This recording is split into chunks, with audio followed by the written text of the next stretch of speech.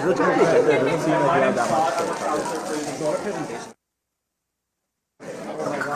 my god.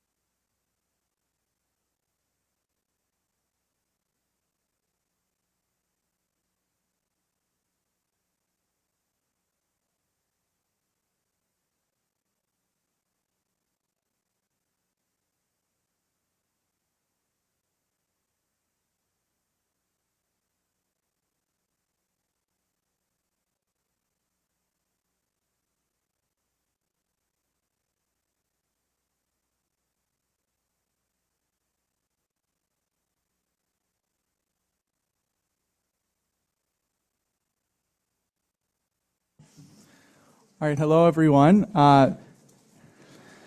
Welcome. The time is now 7:09 on October 30th, and I now call this meeting to order. We will first hear a land acknowledgement from Councillor Smith. If Councillor Smith would like to come up, please.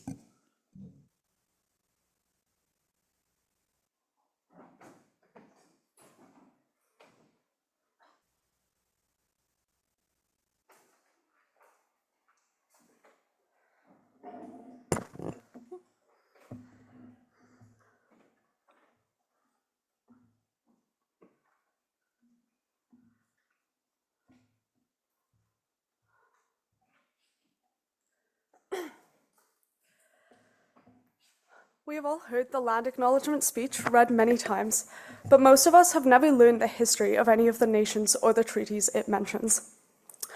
When I signed up to give this land acknowledgement today, I was hoping to provide a bit more historical context to the standard script for the benefit of those who, like me, never did the outside research to fully appreciate the historical and cultural background and the meaning of those sentences that we read. Upon doing some research, though, and attempting to write such a speech, I decided that I simply could not do any part of the history justice. So rather than attempting to provide any additional information, I would simply like to impress upon you all the value of seeking out a greater understanding by yourself. The land that we inhabit has an extensive and a rich history, including the cultures, practices, traditions, politics, and relationships within and among each of the countless nations that reside or have resided on this land. And as we are taught by Indigenous wisdom, we as humans are an essential part of the environment we inhabit, and the environment is an essential part of us in return. This interconnectedness shows the importance of our local history.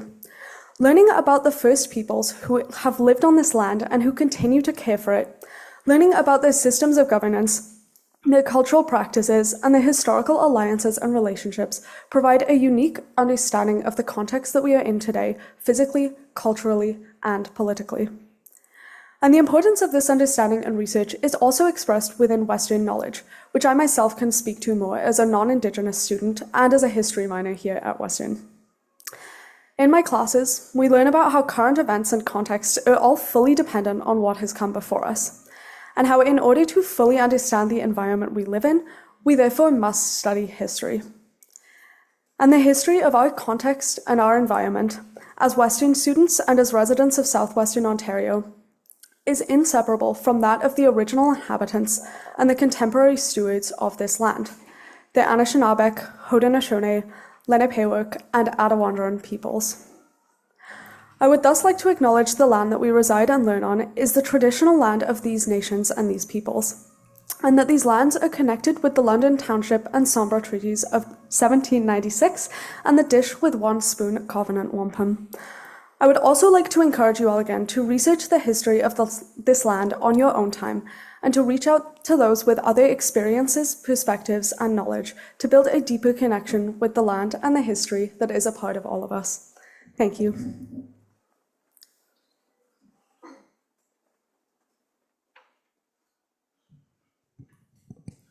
Thank you, Councillor Smith. We will now hear the Western Fight Song. Let's hope it loads.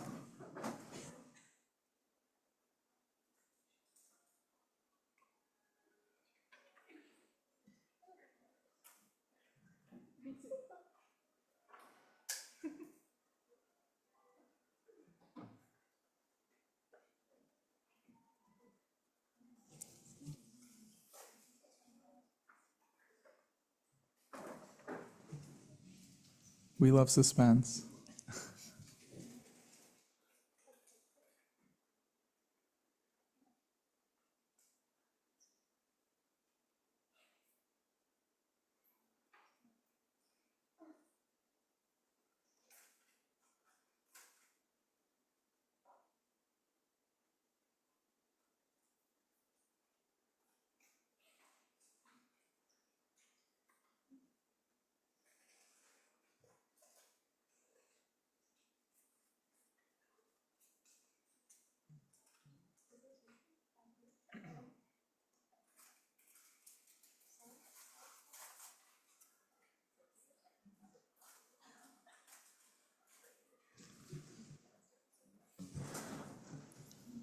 So this time we're facing new technical difficulties from last time.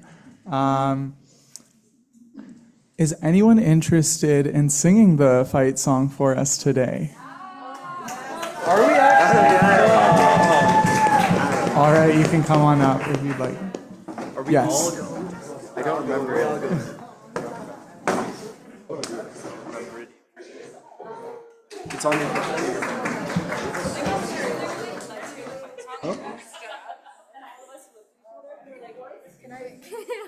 Oh no, it's gonna take you a second. Okay, wait, pause. I'm just gonna freestyle. Oh, yes. After we finish, just spin around. Okay, say less. Yo, can you resend the lyrics? Sure. Oh, here. I'll try to it's easier. Are you able to find it? I am not. Okay. Alright, guys, we're just gonna start. Everybody stand up. Oh, I found I it. love when I make everyone stand. Yes, Actually, that might have been a different one than the celebration. yes, my USA president stand up. Alright. W's up. Western U, college fair and square. Arts and meds are stronger, you deny it if you dare. White and purple colors are worn by all who know.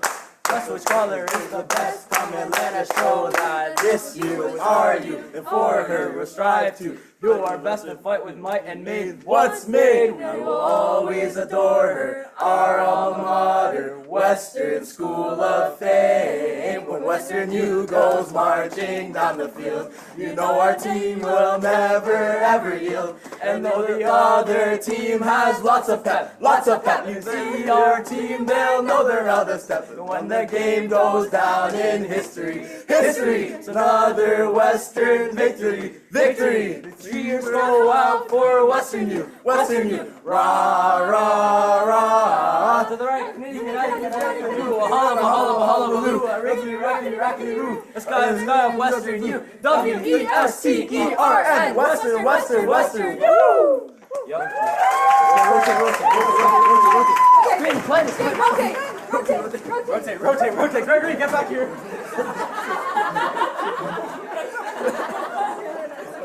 Disperse.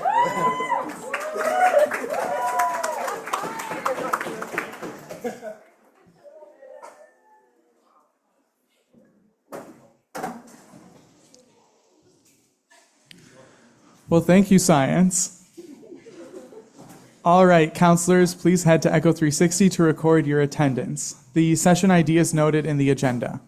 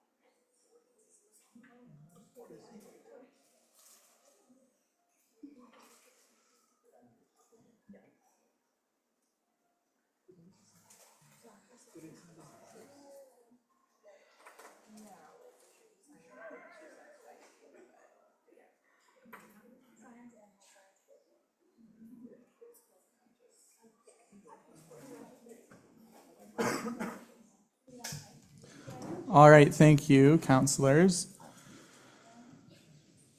Okay, so before we move to vote on the approval of the agenda, just to give you a little bit of an overview, we will start with 3 presentations. So the first one will be from the USC's feedback intern and public relations manager. Next, we will have a presentation provided from USA. And then finally, for presentations, we'll have our monthly exec report presentations.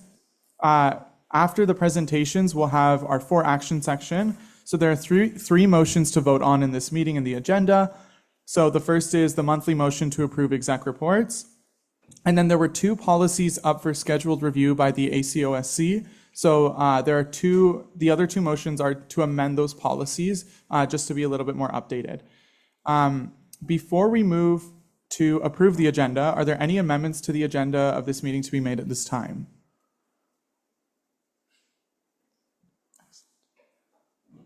Are there any points of debate? Are there any objections to the agenda? All right, seeing as there's no objections or amendments, do I have a mover to approve this agenda? Councillor Ejam? Do I have a seconder? Councillor Gleed? Please proceed to Echo 360 to vote on the approval of the agenda.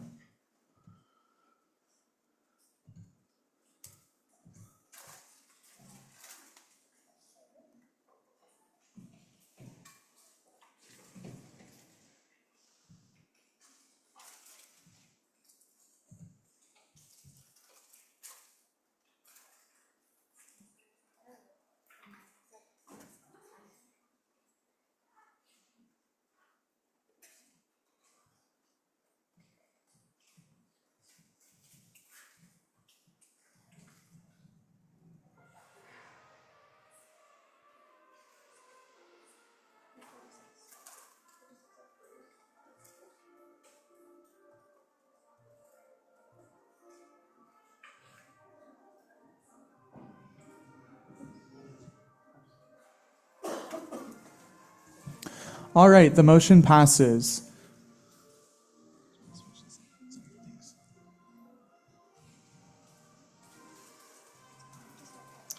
Okay, next we will move on to approve the minutes from our previous council meeting.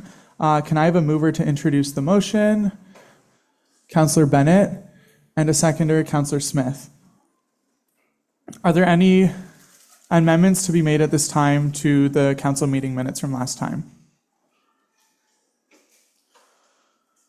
Are there any questions regarding the minutes? Are there any points of debate? And are there any objections?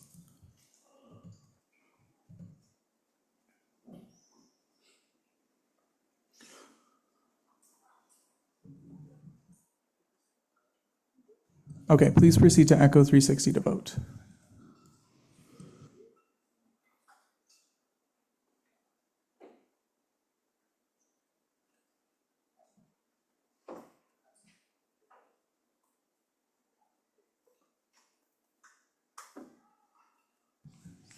The motion passes.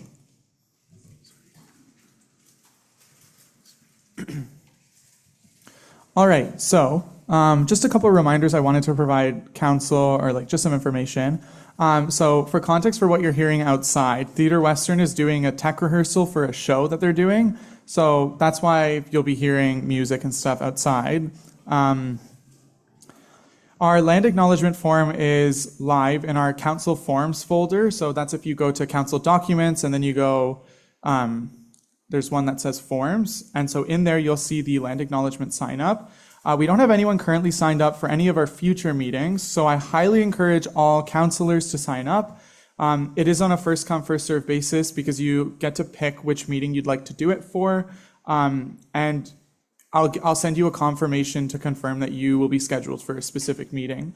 So don't assume that you have it just because you submitted the form. Wait for a confirmation from me.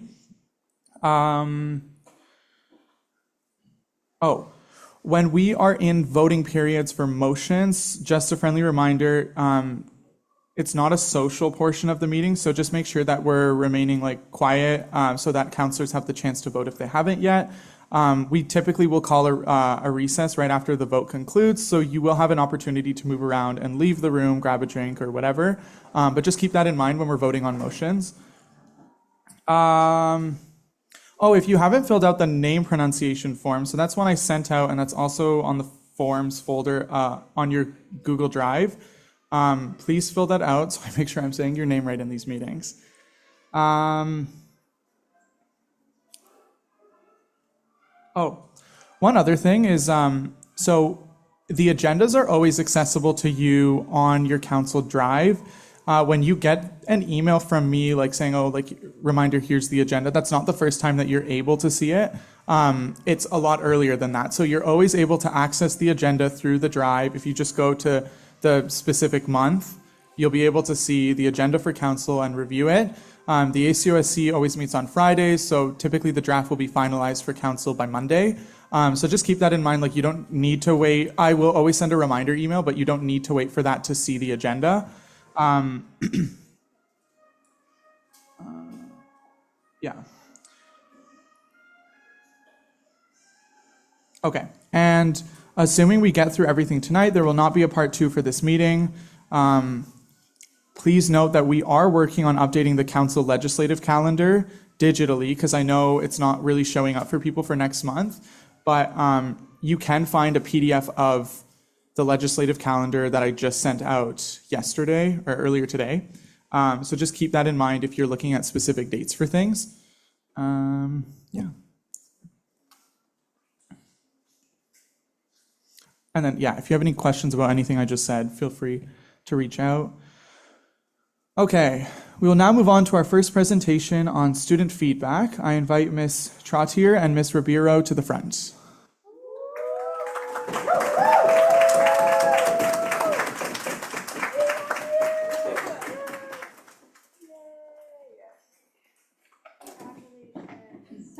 Hey, thanks everyone. Thank you so much for having us. So today Zoe and I, but mostly Zoe, will be sharing information on how the USC collects information, feedback from students, how you guys can do it as student leaders, how it can help in your consultation processes with your constituents, and some tips and tricks and best practices. Nope, I have to do it over this somewhere else. What do I do? Okay, next. So before we begin, I just wanted to introduce ourselves. So my name is Rebecca. I'm the USC's Public Relations Manager. Hi, I'm Zoe. I'm the student feedback intern at the USC. Now let me do my slides over here. Okay, so feedback is extremely important to us at the USC.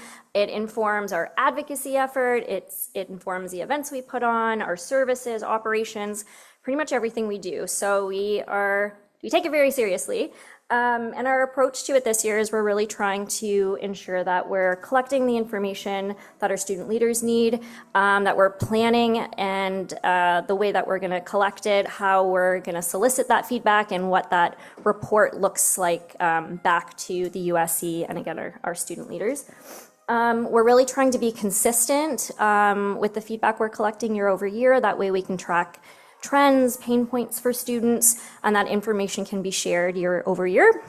And lastly, we're really trying to get feedback from all students, the entire student body outside of our USC bubble, in different faculties, on different campuses, just everywhere that we can talk to students.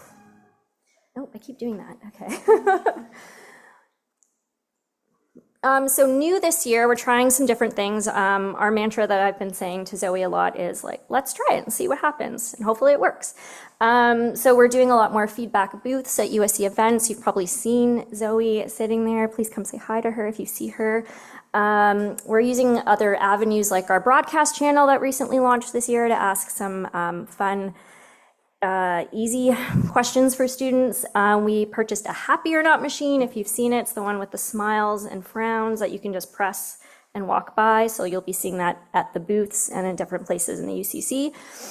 We're collaborating with our student engagement portfolio, working together to get both qualitative and quantitative feedback from students. We're collecting demographic info, and this will just help us to ensure that we are collecting information from all types of students on this campus. And we're doing we're doing more focus groups this year. So Zoe's been leading the charge with that.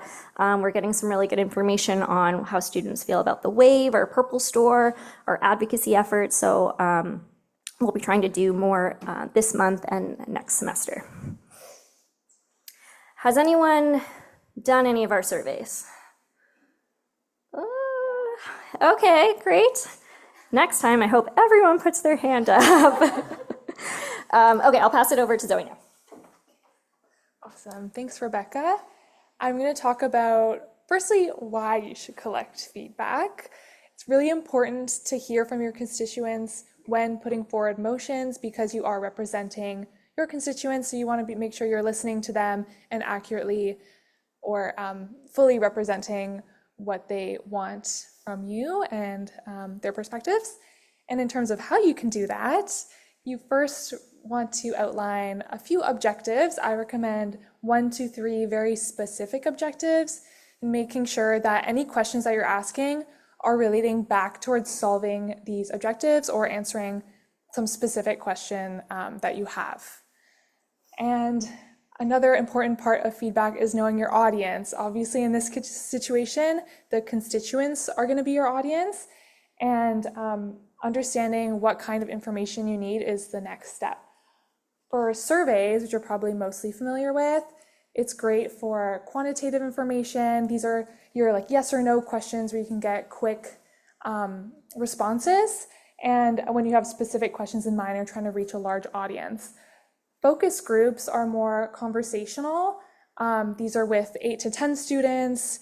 These are for ideation when you're trying to brainstorm recommendations, or also they're great for those more qualitative questions when you might not know kind of the options that students are considering. Like, for example, if you want to know students' pain points in a specific topic, you might not have an exhaustive list to provide them for a multiple choice question. And this is something where you want to follow up. Like someone says their biggest pain point with study spaces on campus is the chairs. What does that mean, right? Like, are they comfortable? Are they not comfortable? Is it like the quantity of chairs? That's kind of maybe a dumb example, but you see what I mean. Like if you were to ask a survey question like that and someone just says chairs, it doesn't really give you much to work on. You need that follow-up, which is where a focus group is great. And then you can follow up a focus group with a survey to get that wider reach. Okay, then you have to figure out, how do you get to your audience? This might be social media, it might be talking to people before your classes, it might be posters or email. That would be dependent on what you think would reach your audience the best. And then it's important to motivate your audience to engage. You might not have a budget, and that's fine. Another great way to motivate students that's not an incentive is just telling them why they should care and explaining to them why it's important for them to give your feedback, trying to be persuasive. Yes, and so in terms of some other best practices, specifically with more of the semantics of questions, you want to be asking open-ended questions for more of your focus group style things to get a, it's just more suited for a focus group versus a survey. If you ask a lot of open-ended questions, people are just going to get tired. They're not going to want to type in long answers, and you're just not going to get the same response rates. Closed-ended questions like those multiple choice where you give the options to respondents are going to be much more successful in surveys and much more likely that students will be able to engage with them and much easier for you to analyze after. So highly recommend avoiding open-ended where you can, but obviously you don't have to completely avoid those. Okay, and then generally keep your questions clear, simple, specific, and unbiased. I'm going to go through a few examples of what that may look like. So this is an example of a poorly worded survey question. To what extent do you think that the geese create an unsafe environment on campus? It's a bad question for multiple reasons. First of all, it's really wordy. That took a long time for me to read. People are going to get tired and are not going to pay close attention to your questions. You want to make it easy for them. Second reason, it's not great. It's a bit of a leading question. You're implying that the geese do create an unsafe environment. You're just asking them to what extent they do. What if people didn't think that until you planted that seed in their mind, right? So if you go to the next, wordy, leading, leads to fatigue, leads to bias. People are less likely to respond if you have really wordy questions. Okay. This would be a better way to phrase the question. How do geese on Western's campus impact your safety? You're not implying that they make it unsafe. You're leaving that value judgment up to the user or respondent, I guess. Another poorly worded question. Do you agree that the geese on Western's campus are larger and more aggressive lately? I certainly think so, but bad question for a couple of reasons. Double-barreled. You're asking two things in one question. Are they larger? Are they more aggressive? If someone says no, you don't know if they disagree that they're both larger and more aggressive, if they only disagree with one of those things. So you're just not going to get very actionable results from that kind of question. You want to make sure you're asking that in separate questions. It's also, again, a little bit leading. Do you agree? You're implying that like that's your opinion. You're just looking for confirmation. Again, biasing results a little bit.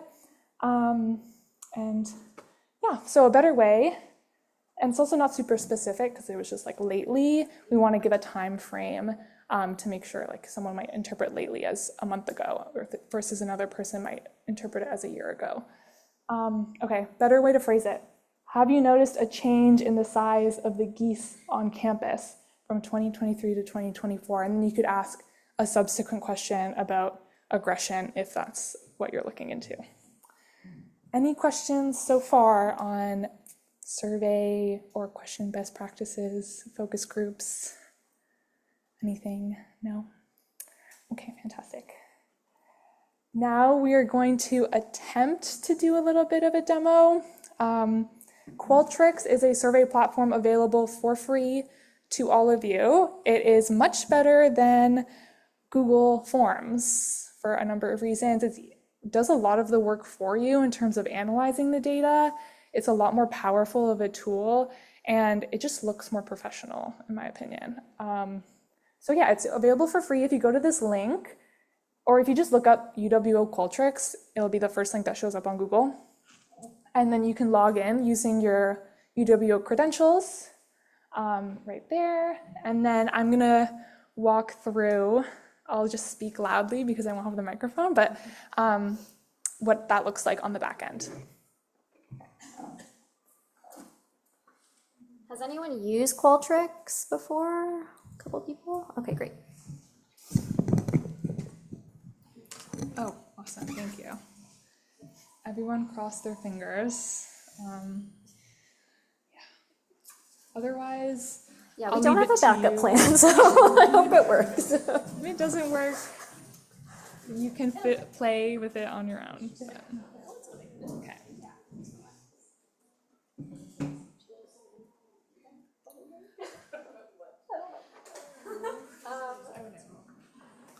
Should we try again? Oh, good. Okay. Thank God. Okay. But sorry, I need to reload it. Okay.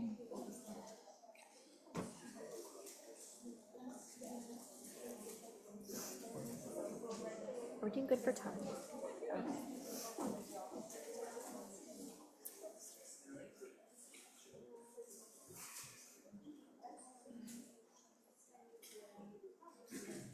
Oh, awesome. Okay.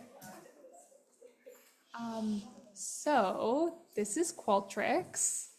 You can create a new survey here on the home page or like under projects. But I'm going to walk through an existing survey that we've made so you can see what it looks like. Here we go.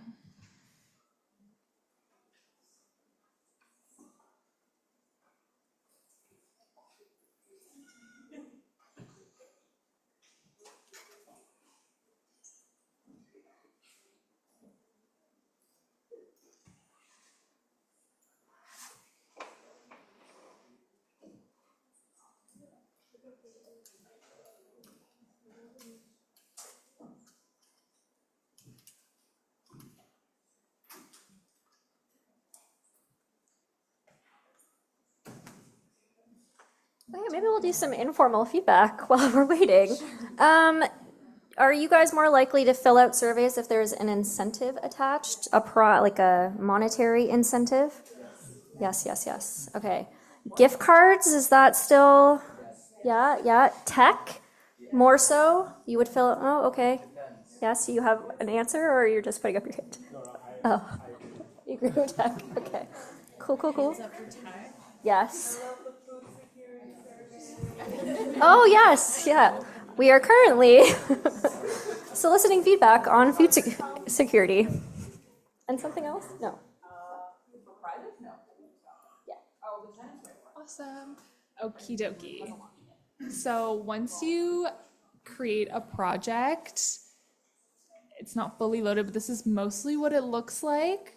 So there's a tab to build the survey, and you can have text boxes, can have multiple choice questions. If you'd like people to be able to select more than one option, there's an option for that just on the sidebar here, if it'll load. Yeah, so you can change the question type, allow multiple answers. You can even have it format as a drop-down list. And if you want people to be able to enter some text, you can do that as well by clicking on a bullet point and clicking allow text entry here. And going in the rich content editor spot, you can do some fun customization with like font colors, bolding, things like that. So this is an example of like a multi-select question. You might want to specify like select all that apply, just to be safe. Another great question type, in my opinion, is a matrix table. So you'll, especially when like gauging satisfaction, I'm not sure if this will be exactly what you'll use it for, but you can have a consistent metric, and then it makes it quick for people to rate things quickly instead of asking it in separate questions all of the time. And then you can force your respondents to answer a certain question, or you can allow them to do it optionally. There's lots of different options you can take advantage of looking at the question types here, changing them. Yeah. There's also a great way to ask for an open-ended question would be as a dependent question. So for example, if someone was dissatisfied with the venue, for the Global Village. We're looking at the Global Village survey. If someone said they were dissatisfied, then this question will pop up. How could we improve the venue? But it won't show up for every single user because it's not really relevant for someone who's already pleased with the venue, right? Like, how could we improve? They already liked it. So you can do that by clicking the question, going on the toolbar here to display logic, and adding that in. So you can have like, let's see if I can edit this.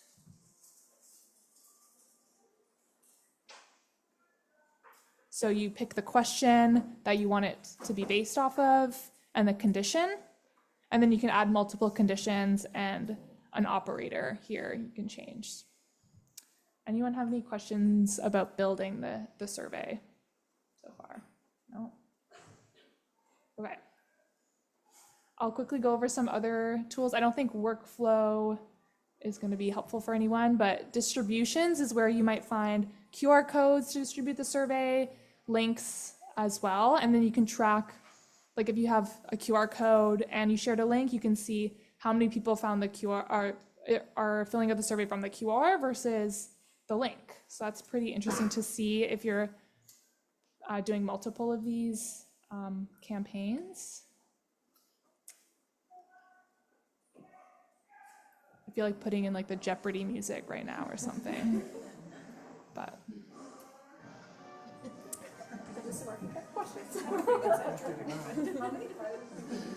Okay. Oh wait, Sheree has a question. Yeah, go ahead.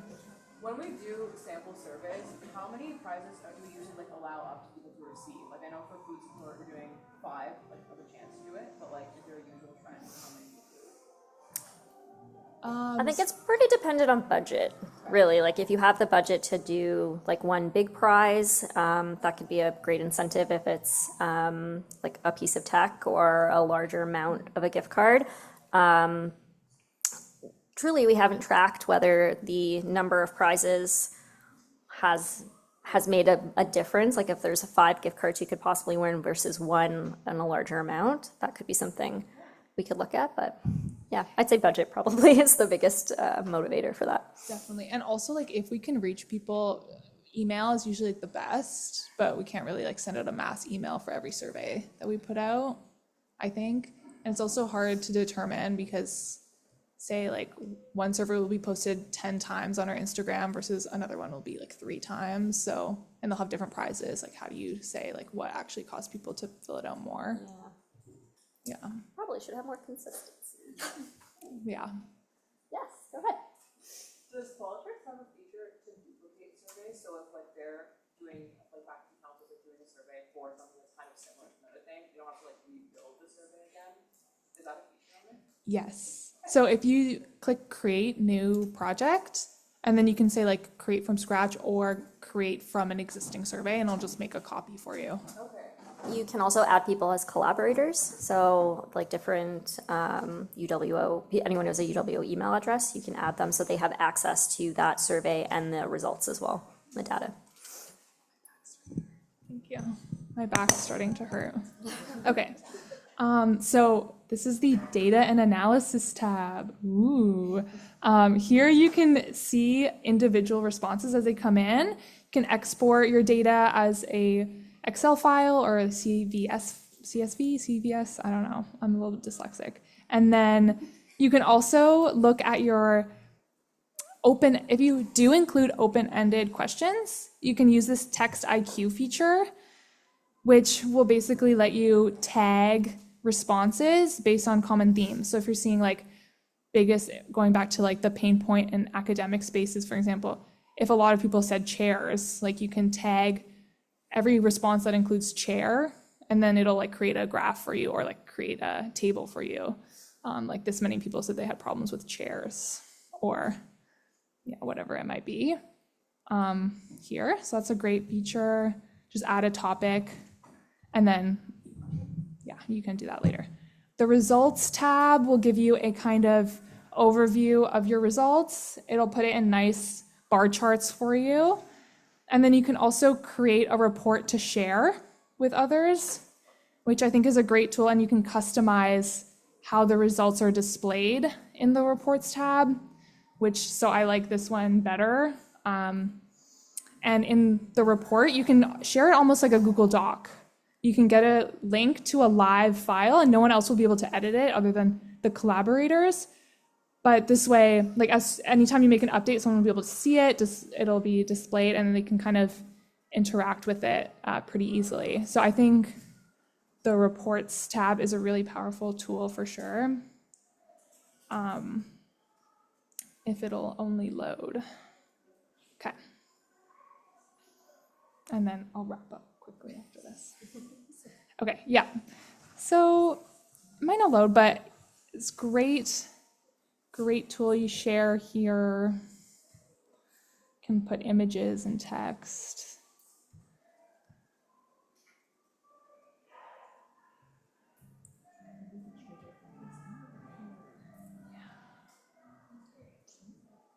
Anyone have any questions so far? Almost done.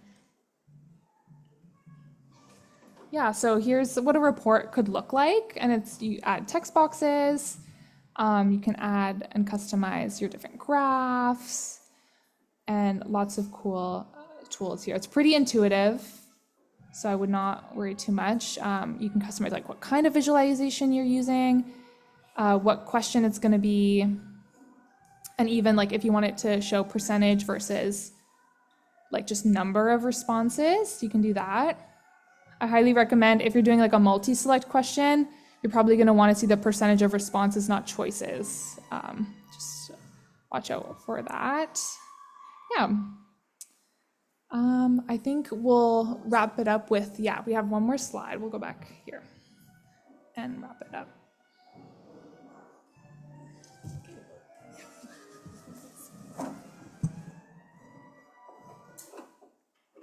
Okay, I think I can remember kind of what's on the slide. I'll speak to it. So, for example, there was a few motions last year that we picked out that could benefit from some feedback from students.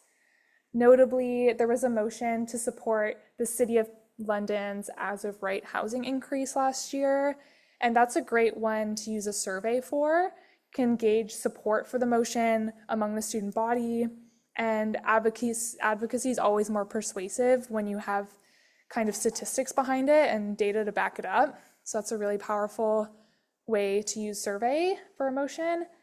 Focus groups, I think the motion on AI policy recommendations last year would have been a great motion to use a focus group for, just for ideation, getting other perspectives from students on what those recommendations could look like.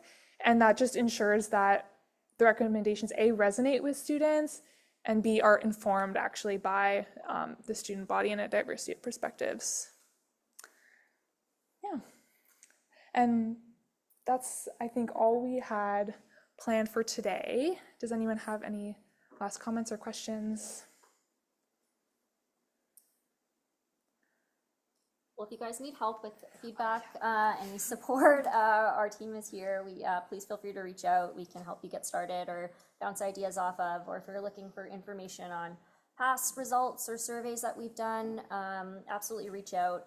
When this loads, I think there is an email address there, or you can just even email the info@Western USC email address, because I get all of those. Yeah, happy to like jump on a call and work through a Qualtrics problem, or even like give advice on surveys or focus groups if anyone feels so compelled. This is my email. Thank you. Thank you.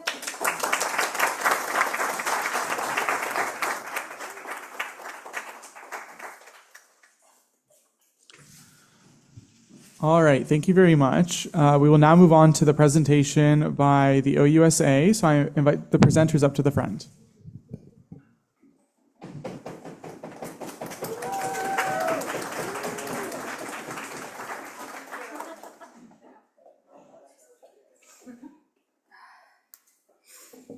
Is this fine or do you want that?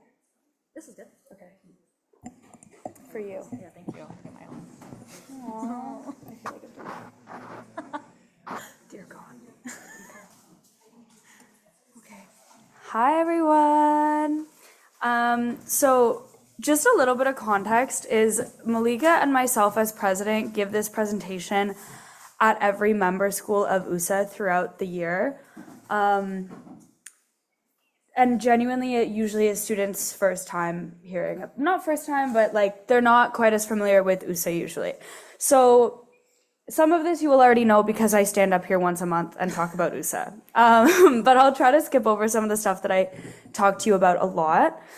And we'll get into it, but I won't introduce myself, which is what I usually do on the slide, but this is... Hello, I'll introduce myself. My name is Malika. I use she, her pronouns, and I'm the executive director here at USA. Okay, I'll do it. No, you can. Okay, okay. The quick run through is that USA is a coalition of 9 member schools. We equate to about 160,000 students. These consist of undergraduate, professional, full, and part-time students, and you can see the 9 member schools on the slide up here, although, oh no, that's all of them. Yay. Can go next. But USA is a student-driven collaboration of student governments across the province. We work to develop public policy solutions and we advocate to the provincial government. Our mission statement is that we stand for the affordability, accessibility, quality, and accountability of post-secondary education in Ontario. So this looks like a number of things that we do in our advocacy efforts. So the first being that we conduct research on a number of issues. I think we get into it on the next slide, but we have 22 policy papers in our library currently, and they span across a wide range of issues. So we have secondary and primary research mechanisms to do that. We develop informed, substantive policy papers. I just talked about that. I will plug that the policy papers are all written by students and all ratified by students, which again we'll get into in a couple of slides. One of our main core activities is that we lobby the provincial government to enact these changes. So again, like the student voice coming through in the recommendations we're giving directly to the province. And then we represent the student perspective throughout the sector. We are a very well-respected organization that gives the student voice to post-secondary stakeholders within government. So we're very well liked. And well, I'd like to think we're very well liked. And we do have a good reputation. So this is our policy library. Like I mentioned, it's 22 policy papers. You can see on your screens and also up here on this big screen the different issues and topics that it covers. So from topics like racism or religious discrimination to student financial aid to health and wellness. So pretty much any sort of issue you can think of that relates to your post-secondary education is something that we have advocacy on and recommendations for. This past weekend, we just finished a conference, which Michelle might give an update in her report later. But we rewrote 2 of these policy papers, passed a new one. So student financial aid and environmental sustainability. And then our new policy paper that was added to the library is the response to the Blue Ribbon Panel report. Some other activities that we engage with as a part of our organization is we stay connected to the broader sector by writing op-eds in traditional media, maintaining a blog on our website, which we encourage you to reach out and write for, and then engaging with traditional and social media. Follow us at USA Home. It's on the last slide. We engage with students, so like coming to campuses and visiting and talking to all of you folks is something that we love to do, as well as the broader public through campaigns on student issues. And then we conduct conferences to be able to engage and educate students. So again, the conference that we just did this weekend. This actually is a new project that we have at USA this year. This is Sophia. She was our re-indigenization strategy intern. She just wrapped up her term on Friday.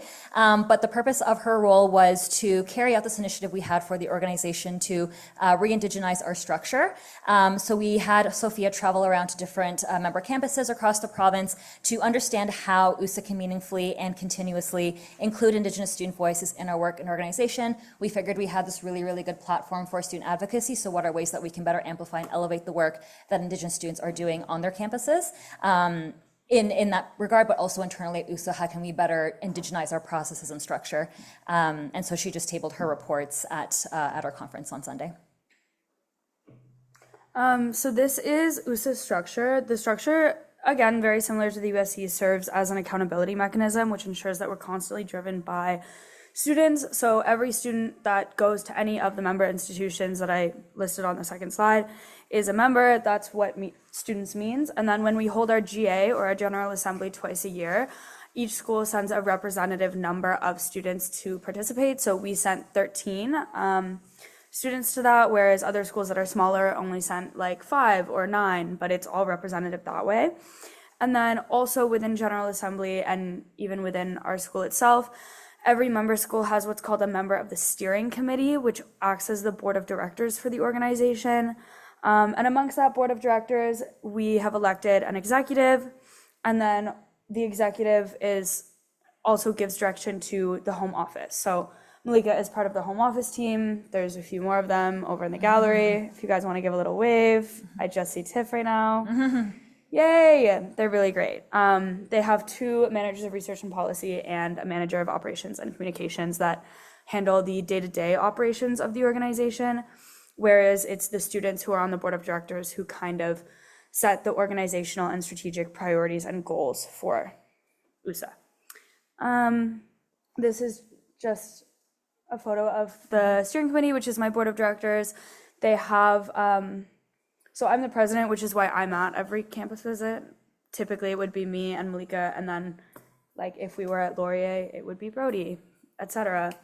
But yeah, this is our steering committee, 1 member from every school, 2 from Queens, but still only 1 vote, and we love them a lot. Thanks. These are some examples of what General Assembly looks like. I know we have a couple delegates here today. Hey guys. Hey. As well as the Michelle Dupe, I do have to give so much credit to that. That's fantastic. She hearts USA. We heart USA. She hearts USA. I love USA. But yeah, these are some photos of what General Assembly looks like. It was spring 2023 at Queens, spring 2024 at McMaster, and hopefully soon we will update this with some photos from this past weekend. But yeah. Okay, so USA's fee that is charged to students through ancillary fees this year is $356. This just helps drive a lot of the advocacy work that we do in terms of the lobbying, et cetera, and the publications that we put out, things like that. Helps us run our conferences to be able to engage student voices. So that's all I'll say on that. But it's really it's like the cost of a coffee, so it's not that much. Yeah. And so what does that fee inherently get you with USA and being a member of our organization is the ability to set USA's priorities and goals, again, through having an elected representative on our steering committee. Michelle, for example, in this case, is able to come and give Western's concerns to our organization and put that through in how we make decisions. It gives leadership in the province. Again, we're a very well-respected organization, and so we are those leaders and we act as those student leaders to provincial government lobby and decision makers. Access to decision makers. So again, we have good relationships with government and other stakeholders, and that helps us have that access and be able to lobby effectively, reflecting your voices and your perspectives on the issues that are of a priority of a certain year. We provide resources and assistance, best practices sharing, so learning from other folks who are in the sector, but also us providing our best practices to them in terms of how we operate and how we use student voices and perspectives. And then we also have opportunities for students. So like I mentioned before, there is a blog that we have on our website that we always highly encourage students to write for. So if there's something that's really, really, really bothering you about your post-secondary education and you want a platform to scream into about it, we have that. There's ability to write articles for the publications that I mentioned. We have 3 that we put out in a year, and one of them is entirely written by students, and so that's one opportunity. There's typically a call out on social media, so you can keep an eye out for that. And then we also have internships that we offer every summer. Typically there's 2, a research internship and an advocacy communications internship. They get posted in about February, so if you're really looking for a summer job, that would be a really good option, and you get to work with our lovely staff. So would highly recommend checking that out.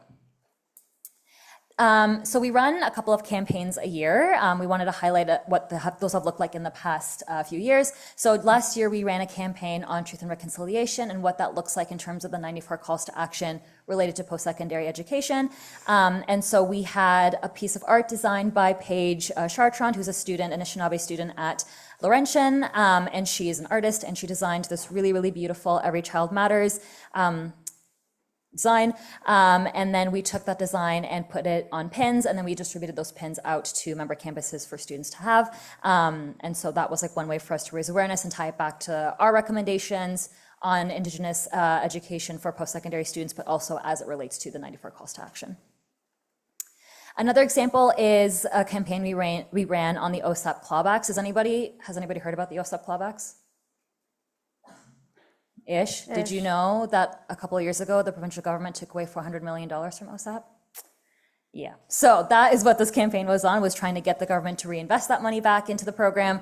And this year in particular, we focused on how it affected student housing. But even prior to the year before that, we had done a campaign on just the clawbacks generally. So this was just showing how we got student quotes from our survey, which I'll talk about in a second as well. But we used those quotes to show that OSAP really does matter to students, and the clawing back was not a great move affordability-wise. Still me. Okay, so we also have internships, like I mentioned. These are examples of what an internship project could look like if you were to be working at USA. And so the project on the left was actually our current, this year's summer intern, Koi. I'm struggling, I'm so sorry. But Koi, who I believe is actually from Western, but he did his capstone on the international student experience in terms of employment, in terms of employment prospects and looking for jobs. So that was his capstone. In the middle, we have a project by our advocacy and communications intern, who was Bianca this year from McMaster, and she ran an open house online to invite students into USA's advocacy space and explain more about what student leadership looks like in student government.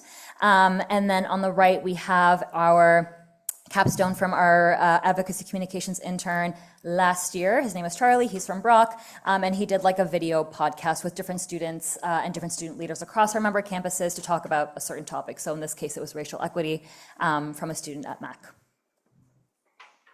Okay, the next couple slides I'll go through quite quickly, but it's just a lot of photos of some of our different lobby meetings and things, mostly from last year because we haven't put in the stuff from this summer, but this is last year's president meeting with the Minister of Colleges and Universities, or at least it used to be Jill Dunlop. It's also USA at the Ministry of Student Housing Roundtable. You can see Malika and last year's president fighting for our life in the back. Tucked away in this room. You're so brave. And then also last year's minister at USA's annual dinner Pie Head in April. And just in regards to the Student Housing Roundtable, because Michelle pointed out, we were actually the only student group in that room. And so again, going back to the government really respects and loves us, that was just one example of how we showed up in a space that students aren't typically invited to. So. Yeah, and so one thing that also really strengthens our advocacy is the fact that we are so nonpartisan. This is an example of us with Peggy Sattler. So she is actually an MPP from London, but she's also the NDP's critic for colleges and universities. And so by nonpartisan, that just essentially means that we meet with people from all different lines of government, all different parties. And the next one is us with the Green Party leader. Yes. And then we have the Liberal critic for colleges and universities, or at least the old one. But we also don't just meet with politicians, we also meet with some of the bureaucratic staff who work in the Ministry of Colleges and Universities. So this is me with David Y., who's the deputy minister. By bureaucratic staff, these are people who aren't politicians, they weren't elected, but they kind of do the day-to-day back-end work that supports the direction and the work of the politician. So this is us with him, and then we've had a few other meetings with, again, people who just work in the minister's office. And then this is an example of how our lobbying efforts have been successful for students in recent years.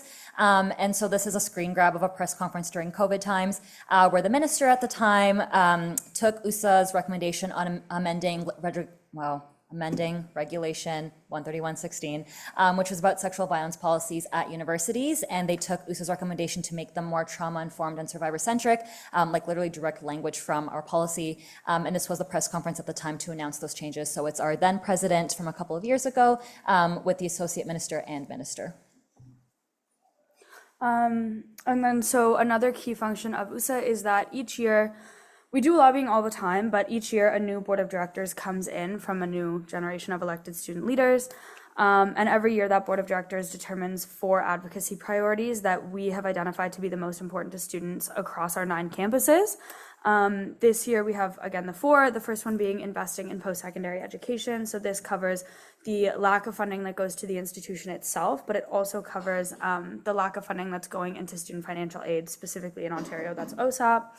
We also have responses to hate-motivated attacks. So across a lot of different institutions in the province, we've seen a rise in hate-motivated attacks. And so one thing that we really want to focus on with these is making sure that students have access to culturally relevant mental health supports, reporting mechanisms, and community-based campus safety models, and just making sure that students can feel as safe and supported as possible throughout that. We also look at housing, of course, because, hello. So the recs under there kind of cover rent transparency, targeted financial aid for high rent costs, as well as legal aid.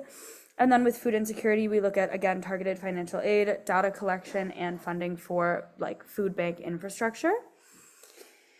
The next slide is just kind of some of the wins that we've had over the last 8 years, if I can do math. But in 2024, so we'll go backwards in time and then kind of summarize more and more as we go. But in 2025, that included the tuition freeze being extended for 3 years, so your tuition won't increase for the next 3 years, which is really nice. The ministry also, this was a really big one, but the ministry basically established a new law, but it was called Bill 166, which standardizes mental health and anti-racism and hate policies.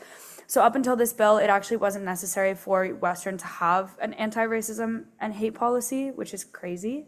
But now every institution in the province does have to. And then they're also working on improving cost transparency for learning materials and fees. So this includes things like knowing how much a textbook for a course will cost before you are 2 months into the course and can't withdraw. And then in 2021, there's the ministry announcing changes to Regulation 131.16, which is what Malika just spoke about briefly. And this just makes reporting experiences of gender-based and sexual violence on post-secondary campuses far more trauma-informed and survivor-centric, so that, again, like survivors are not re-traumatized as they go through that process. And then in 2020, this was during the COVID-19 pandemic, but we lobbied for the provincial and federal governments to implement a moratorium on all OSAP payments and interest accrual, which means that OSAP didn't accrue interest, and that is self-explanatory, I feel. And then there was also the federal government relief package, which was CESB. I'm not sure how many of us were in school at the time to get that, but it did make a really big difference for post-secondary students at the time. And then going back pre-pandemic, so one of the major wins from our advocacy was the government doubling their funding for the Women's Campus Safety Grant, which I believe is just called the Campus Safety Grant now, but that helps fund safety initiatives across campuses that universities can use. Prior to that, we saw commitments from all political parties on the need for mental health investments, so about $1.9 billion allocated for that for students. And then 2018 was also, it marked a big year for a survey that was released province-wide on campus violence. It was called the Student Voices on Sexual Violence Survey, and it's something that we're advocating to be re-implemented every year using Campus Safety Grant money. And so that was a really insightful way to get information about sexual violence on campuses and helps like universities and student leaders like yourselves better address the issue on campuses. And then another really big win for USA's advocacy happened in 2016, which was basically targeted free tuition. So it was when OSAP grants covered the cost of tuition entirely for low and middle income students. And so you received your award fully in grants. And that was really, really great for affordability, especially for those who are in most need. And then this is just an example of another way that USA's advocacy has affected provincial policy. I just mentioned the targeted free tuition program, and that's covered in this this website, which is Dive Student Aid, if you want to have a look on your own time or even now. But essentially it goes into little case studies about how OSAP has transformed throughout the years. And if you do a little bit of a deep dive into one of the sections, there is USA representatives who talk about their role in advocating for targeted free tuition in 2016, 2017. So we're a part of that transformation in the broad scale of the OSAP program. And then again, going back to targeted free tuition, this is an example of how literally like our brainstorming and our brains came up with what ended up in provincial policy. So from left to right, you have the brainstorm that happened during one of what we call our policy paper think tanks that ended up in our policy paper a few months later, and then it made its way into the provincial budget later, or the following year, sorry, and then that was a program that was active for about a year. Yeah, so that pretty much covers a lot of I feel like we went over our functions, we went over our structure, and then our main activities.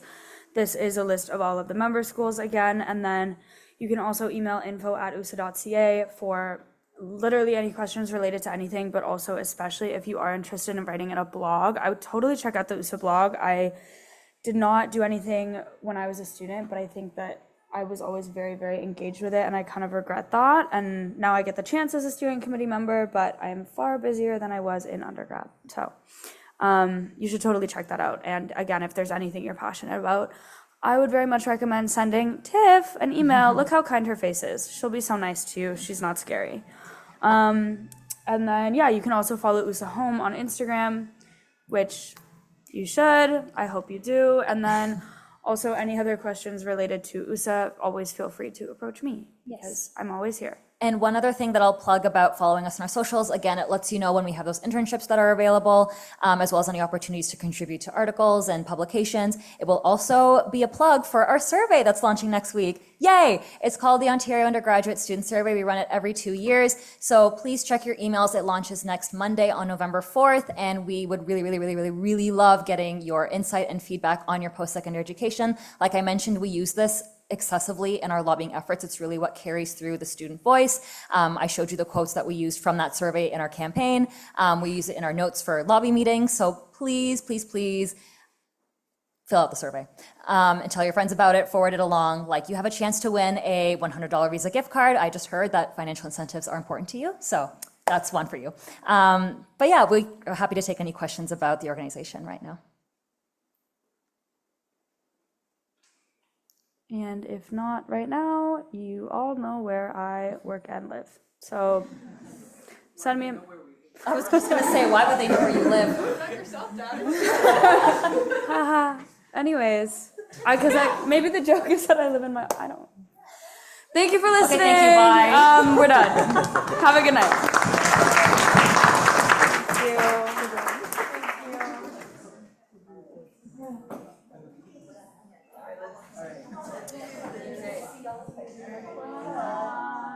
All right, thank you very much to our presenters. We will now move. Order. Reclaiming my time. Yeah. We will now move on to our executive presentations. Take it away, President Kalajian. Boo. Hi, everyone. Thank you for the presentations. They were super, super helpful. And I think it's just kind of nice to know both on the operational piece, what we're up to, and then, of course, on the student advocacy side. So Michelle's been doing a lot of work by going to different delegations, but most importantly, USA, if you were a delegate, I know we all had a really, really good time. So give it up for Michelle for that, because she did amazing. I spent 4 days at Brock, which I never thought I would ever do, but I did. And we had a nice time in Niagara. I got to spend time with the delegates. It was really wonderful. And my first GA, so it was a great experience. Asked me about my Halloween costumes. This year, I'm being Elastigirl. My highlights, I think, would start with our Ottawa retreat. So every single year, the USC executive goes on a fall retreat. So last year they went to Toronto. And the reason that we do this is we kind of get together and we're like, okay, so 6 months has passed and, you know, we've had our ups and we've had our downs. And what are some things that we've generally observed with respect to the organization and how can we make some adjustments? So what we'll do then is we'll talk about different coordinator positions or AVPs and how you can basically bolster that and make them stronger. So we kind of made some decisions about how to edit some of the coordinator roles, the AVP roles. We talked about budget, and eventually all of those kinds of conversations that we had we'll bring back forth to you in a more formal way. And that will probably happen more towards November to the January meetings. And then by March, I'll be giving full-fledged presentations of next year's budget and whatnot. But for now, we have a pretty solid foundation, which is really great. We're about 2 months ahead than we were last year, which I think is really lovely as well. So we're kind of getting our ducks in a row as soon as possible to make everything as most informed as possible possible for you all. Moving on, Sarah will talk more about this, but puppy yoga was literally so cute. I had a Boston Terrier growing up, so when I walked in and I saw their English bulldogs, they're very similar vibes, except a little chunkier. It was so adorable, and I'm so happy that everyone was able to have that little reprieve from exam studying. And then again, like I mentioned before, we went to Niagara Falls with the USA delegates. I would say a fun part of it for me was the traditional USA karaoke that happens at every fall GA. I'm a fond participant, and I really enjoyed the response to the Blue Ribbon panel, which I think is pretty relevant to everyone here. And I think Michelle will go into more detail in her presentation with that. As for updates, I got to go to the Schmeigel Building grand opening. A highlight for that for me was not just meeting Gary Vee or getting to see Gary Vee, but I think getting to go to their board of directors meeting, or sorry, their advisory board meeting. I apologize. So this is a bunch of entrepreneurs who sit on an advisory board for Morissette, and I was able to talk about the USC and why I think they should be able to engage with the USC and the value that entrepreneurs have with our organization. Basically remarking on how we really believe that the sky is the limit for students, and we want to support them whatever way we can. So we have a lot of alignment when it comes to the values that the Schmeigel Building and the Morissette team have. So yeah, that was a really fun time. So as for the platform point about assisting the Brescia students with the Legacy Club, it's now going to be called the Brescia Preservation Alliance. I literally cannot say that, but I got through it. And so right now it's going through the club's governance board. So it's going through the classic process to make sure that they have everything put in place. They have enough signatures. Everything should be great. And then we'll have an answer for that in the next couple months or so. But it's heading in the right direction, and then we'll be supporting them with an event next semester. Moving on to homecoming. Homecoming went really great. My team was able to serve some pancake breakfast for students who are passing through Concrete Beach with the Alumni Association.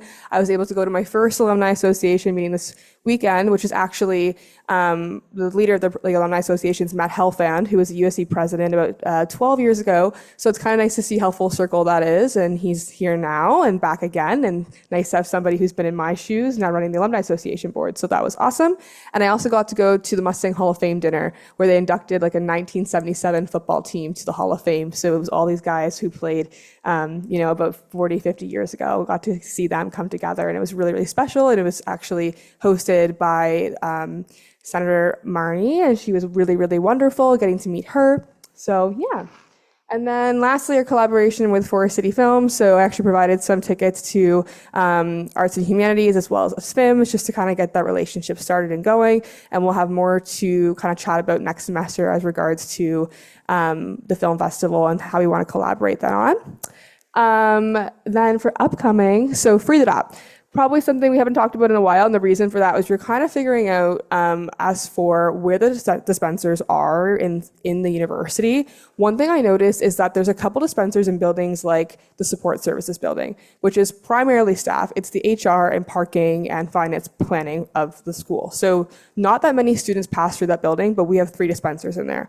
So sometimes I want to go through that with Mariana. We'll kind of talk about that. I've already gone in and talked to facilities management, but one of the things we want to do is kind of reconfigure where those dispensers are and making sure that they're in the most prominent and popularized places within the campus. We want to be able to utilize Free the Dot in the best way possible, and making sure that these dispensers are in the most popular zones is something that's really vital for us. So we're going to be looking into that and moving those dispensers over. And then the second installment that the university promised will be coming in soon, which is really great. But other than that, it's business as usual with Free the Dot. And then lastly, the City of London Master Mobility Plan. So the city put out a strategic plan that will last till 2050, and I got to get the presentation with Vice President Logan and her team.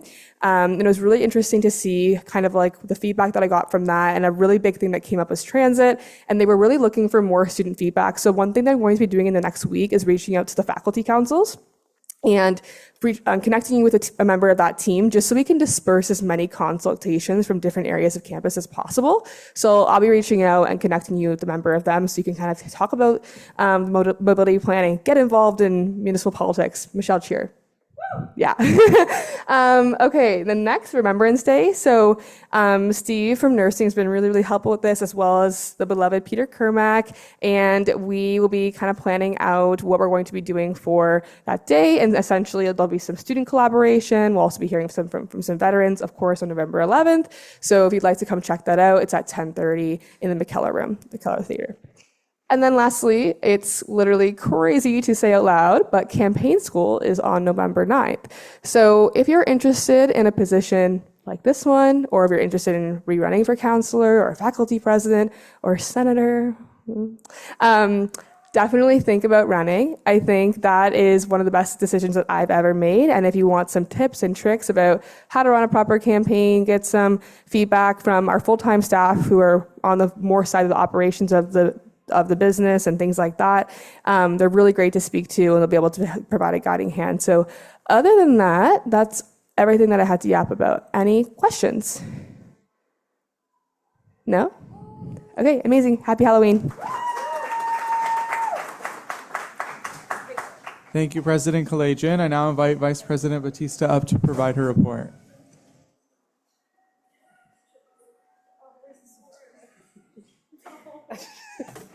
My pointer. I think you should give the report today. George dressed up as myself, so that's why I made that joke. All right, hi everyone. Happy almost Halloween.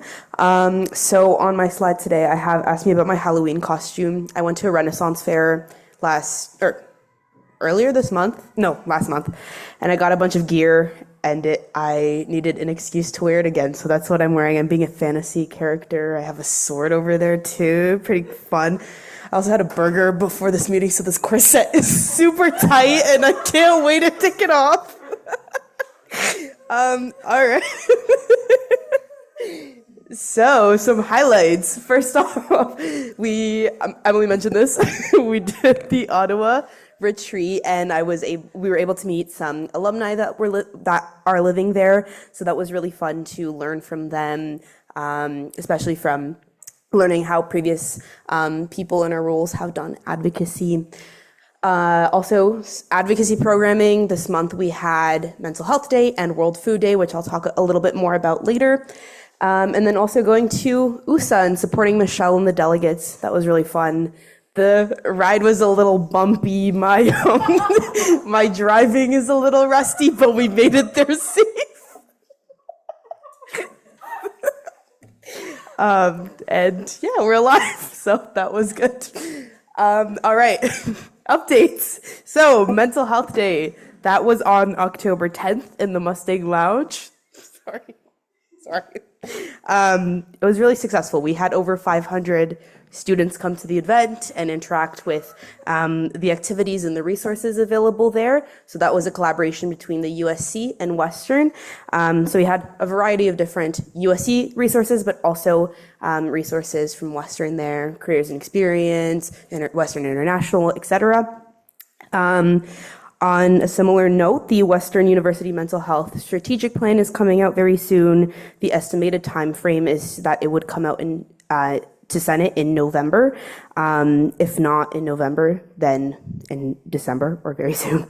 Since the start of my term, I've been working with the Mental Health Strategic Planning Advisory Committee to ensure that recommendations from the USC Mental Health Plan policy paper are accurately reflected in the strategic plan. The last strategic plan that they had was in 2018, so we're just looking at that and updating it to be more reflective of the needs of students today. On a similar note, we have the EDI strategic plan, which is coming to Senate in November, and that includes strategic areas of focus and guiding principles for advancing EDID on campus. So I'm going to be collaborating with the implementation officers and the relevant stakeholders to address areas of priority for students. In terms of World Food Day, that occurred on the 23rd of October in the atrium. It was very successful. We had the USC's first survey on food security was conducted, opened that day, and it's still open right now. So if you could please do promote that within your faculty councils. We're using the survey as kind of a way to collect data to have a baseline for future advocacy. And the event, we had partnered with a bunch of different clubs. We had USC Food Support there, Western Sustainability and Community Gardens, so that was great. And we also did a goose talk. So Shrey and I were part of that. It's on the USC Instagram if you'd like to watch it. And we also were featured in a USC Voice article. So that's on the USC Voice website if you'd like to read it. And then in terms of the structure of the academic year policy, so with Reading Week over, I'm working with the Vice President Academic Programs to collect feedback before any revisions are made to the policy on the structure of the academic year. So we're looking at like when Reading Week is, did students find it more beneficial to be first week of November like it was last year, or during Thanksgiving week like this year. We won't really know until students have their final exams. So we're looking to like get feedback from students early second semester to see like, did the position of Reading Week affect how they felt for final exams and their midterms? And then we're doing the survey early next semester. So there's going to be a survey for students and then a survey for instructors put out. And while we're doing that, we're also going to be conducting a working group that I'm on this working group for. It includes student representation, and we're doing consultations with different academic groups, including the VP Academic Roundtable, which I conduct, and student senators and so on. And then in terms of upcoming, so for the position papers, we just finished doing the surveys and the focus group for the BIPOC and religious students paper. And we're continuing to do more consultations with relevant stakeholders to inform those recommendations. Hopefully it'll be done and ready to come to council for the next meeting. In terms of the Wellness Equity Committee, so I'm working with my Wellness Equity and Accessibility Coordinator to hire a committee. It was previously known as the Accessibility Committee, but that position changed to Wellness Equity and Accessibility. So we're just working on rebranding the committee and figuring out hiring logistics. So we will be posting a hiring form very soon. That'll be on our Instagram. And then Super U program reviews. So every year, undergrad and select undergrad and graduate programs undergo a cyclical review process. So we have student volunteers from outside of those programs participate in those reviews. So thank you so much for the students who had volunteered. You will be getting more information closer to January, which is when the reviews will be conducted. So you'll get an email in your inbox.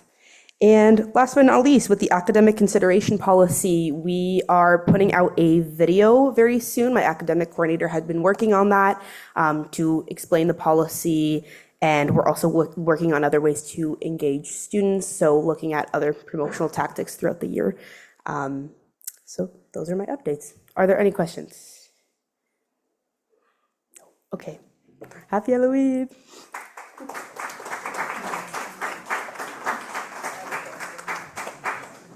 I now invite Vice President Johnson up to provide her report.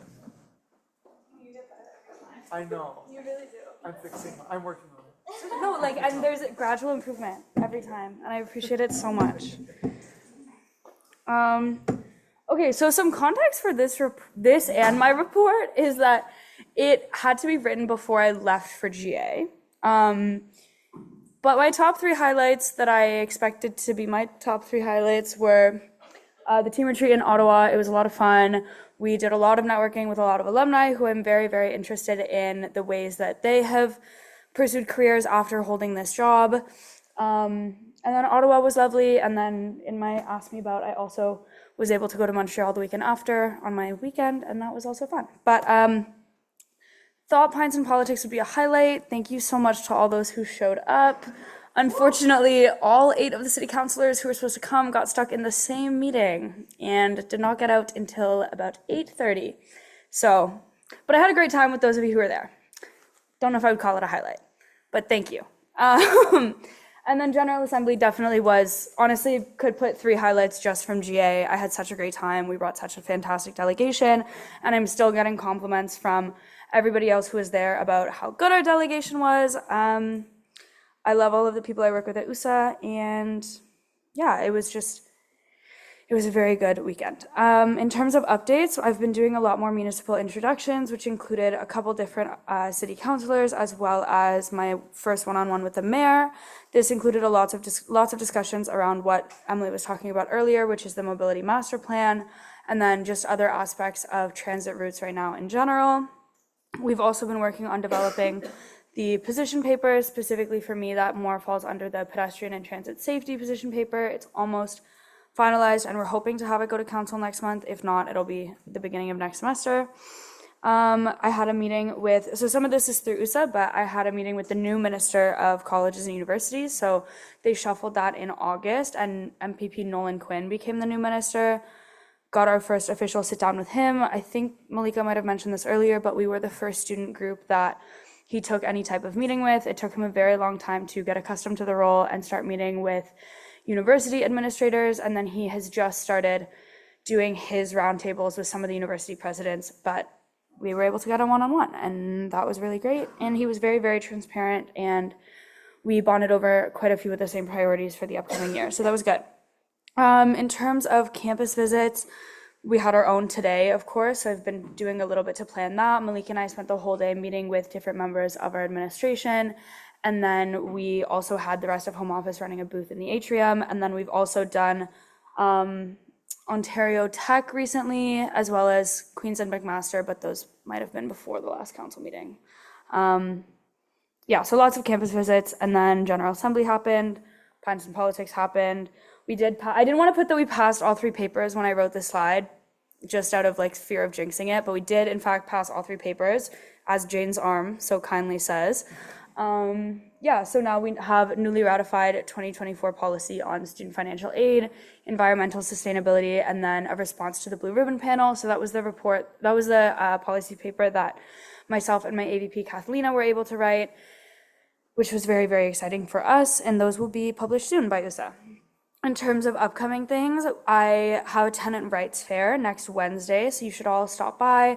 We're going to have a couple different external groups come in and just kind of take over the atrium for the day, truly to communicate what rights you have as a tenant and what your landlord can and cannot do. So I think it'll be very informative, and I'm really excited. And then we're also, again, finalizing the position paper, like I said. In November, I will be gone for 2 weeks. I'll be spending a full week in Toronto doing lobby meetings at Queen's Park, and then I'll be spending another full week in Ottawa doing lobby meetings at Parliament. So that's very, very exciting.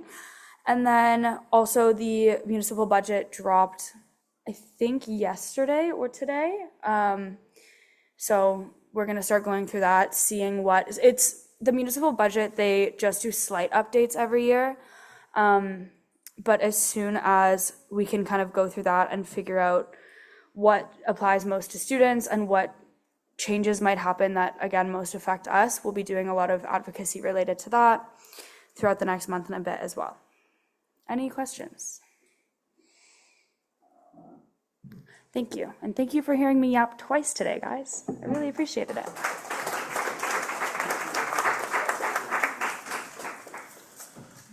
All right, Vice President Fullerton, come on. Howdy, y'all. Okay, so my top 3 highlights. Shreya and I toured around Radio Western, and I had no idea we had such cool facilities here. So if you guys haven't been, they're very open to students just like coming in, touring around it. It's super cool, so I highly recommend. They have like a whole soundproof booth where you can go and like record if you have like a band or record music or like voiceovers and stuff. I never knew about that in my undergrad, but I feel like I would have used it. So tell your friends, it's very cool. Go check it out. And then LST interviews, I've been doing those for the last week and a half. We finish on Friday, and then we have a week of deliberations. I have really enjoyed those. It makes the day pass by so quickly, though. But I've really loved all the LST that I've gotten to interview, and I'm so excited about the incoming people. The third point is planning Movember and Purple Frost. Those are probably the bigger programs that we have going on throughout the year, obviously, aside from a week. So I'm really excited for you guys to hear about those. Updates, we did Art Crawl, Meet Your Match, and Craft Night. Craft Night sold out within like a few minutes of it being posted. We are going to do two separate craft nights each semester because I know they do sell out super fast. And then Mirror match, we had a decent turnout, not like an insane amount, but I think it served the purpose and served the needs of what it was there to do. And then art crawl, it was a new event this year. I think the student vendors that we had attend really enjoyed it and they were really appreciative of it. So I'm really happy about that. And an exciting update is that faculty sophing is now year-long. So if some of you don't know, faculty sophing right now is just a 1-week contract, but pretty much every soph does it year-round anyways. So we're officially making it year-long, which I'm very excited about. And then I've just been doing so many debriefs and orientation meetings, which is crazy because we're so many months out from the next week, but it starts early. And then puppy yoga, as Emily mentioned, was just super cute, and that also sells out extremely fast. Well, sells out, it's free, but I'm doing another session in December because I wanted to do multiple days, but the puppies are actually from Toronto, so they can't do multiple days, so we just have to break it up and do it in different months. But there will be another session of those coming, so keep your eyes out in December.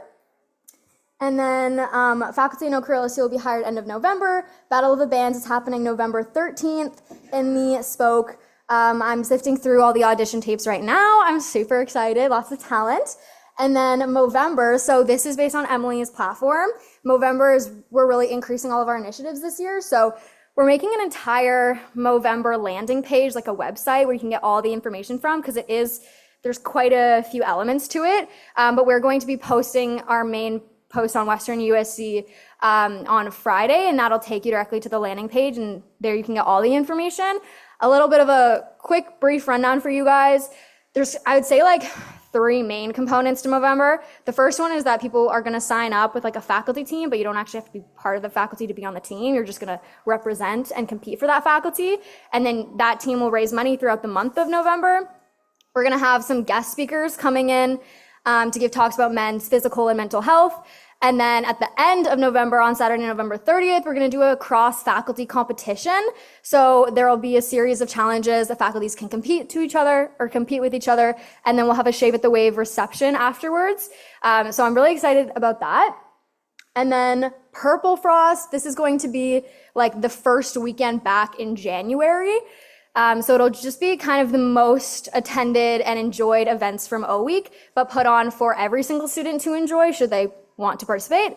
So it won't be limited to first years, but we'll probably collaborate with residence councils for certain events, and we'll just do all the same popular events like Sex Toy Bingo, hoping to have a concert, fingers crossed. Artist negotiations are always a bit difficult, but we're hoping to get an artist, and then a bunch of more really exciting events. So that's everything for me. Thanks, guys.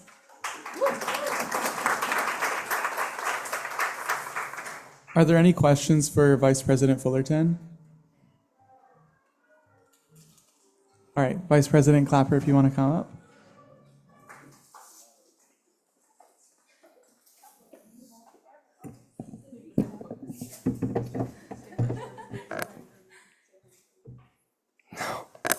Hi, everybody.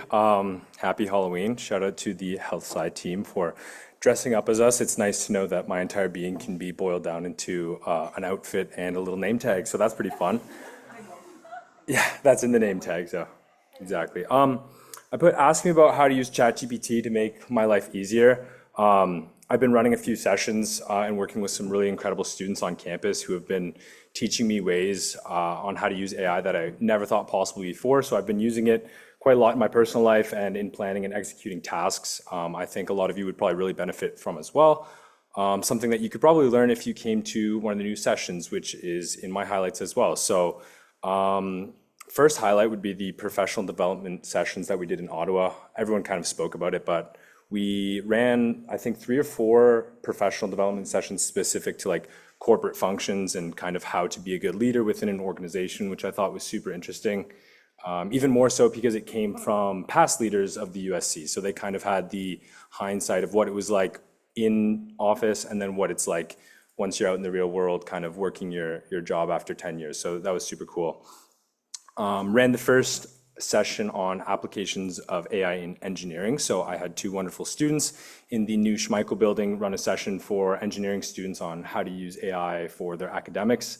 We had a speaker come out from Western Engineering talking about some super cool concepts on climate change and engineering, specifically how they use AI to track tornadoes and then how they use the data to discover whether or not there's been a difference between the tornadoes and then obviously climate change involved there as well. And then third, goose time. So I had the wonderful opportunity to go with Shreya. I actually wore the goose mascot costume for like 2 hours out on campus, which was something that I did not think this job entailed, but I took it on anyway, and we had a fantastic time. We went to Weldon, social science offices, the reading room, basically just got to have my Mickey Mouse moment, and it's actually kind of scary how fast you can like fall into character, because I found myself doing like actions in the suit that I thought I would never do before, like cute little dances and stuff, but it was hilarious. Onto the updates. So as I mentioned, we finished the first session. Second session is going to be held on November 26th. We're going to be covering applications of AI in research and writing. So for those of you in faculties where research and writing is a prominent topic, I will be reaching out to you because I think this is a super, super important thing for you to promote to your students. We have a fantastic speaker coming out, Professor Bill Turkel, who's currently doing his sabbatical for research in AI in research and writing. So that'll be happening November 26th. Come on out. It's going to be held by two fantastic students, one in philosophy, economics, and political science, and then the other in history. So that'll be super cool. The Grants and Recognition Program is now officially open, so clubs and personal grants will be open to all university students. My coordinator, Azad, is doing a great job with his team.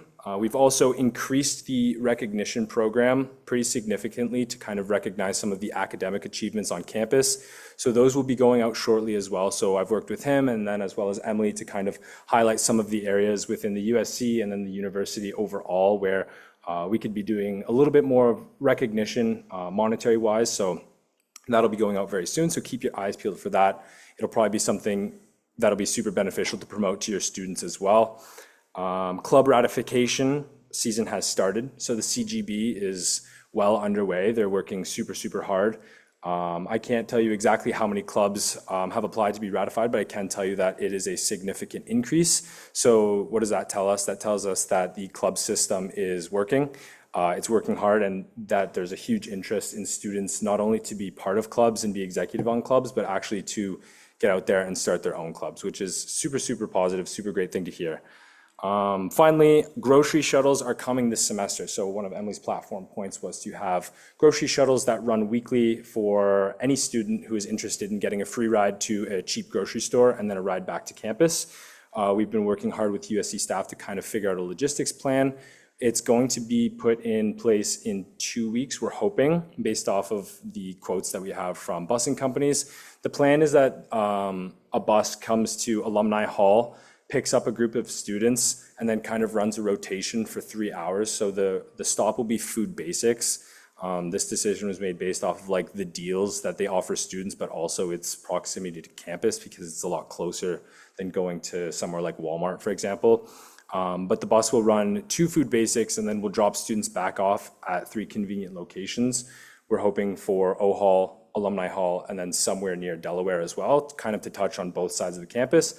But look out for that as well because we'll be promoting it to students. Again, I think this is something for faculties to promote, talk about within their own meetings because it's something that affects all students, not just first-year students, but anyone who doesn't have a car, especially in the winter when it's difficult to kind of get to the grocery store. Yeah, and that's all the updates from me. Look out for the next session on applications of AI in research and writing, and have a good Halloween.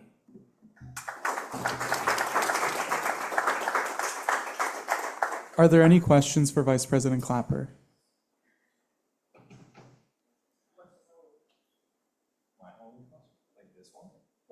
Indiana Jones. Amazing. All right. I'll now call up Vice President Menon to provide her report.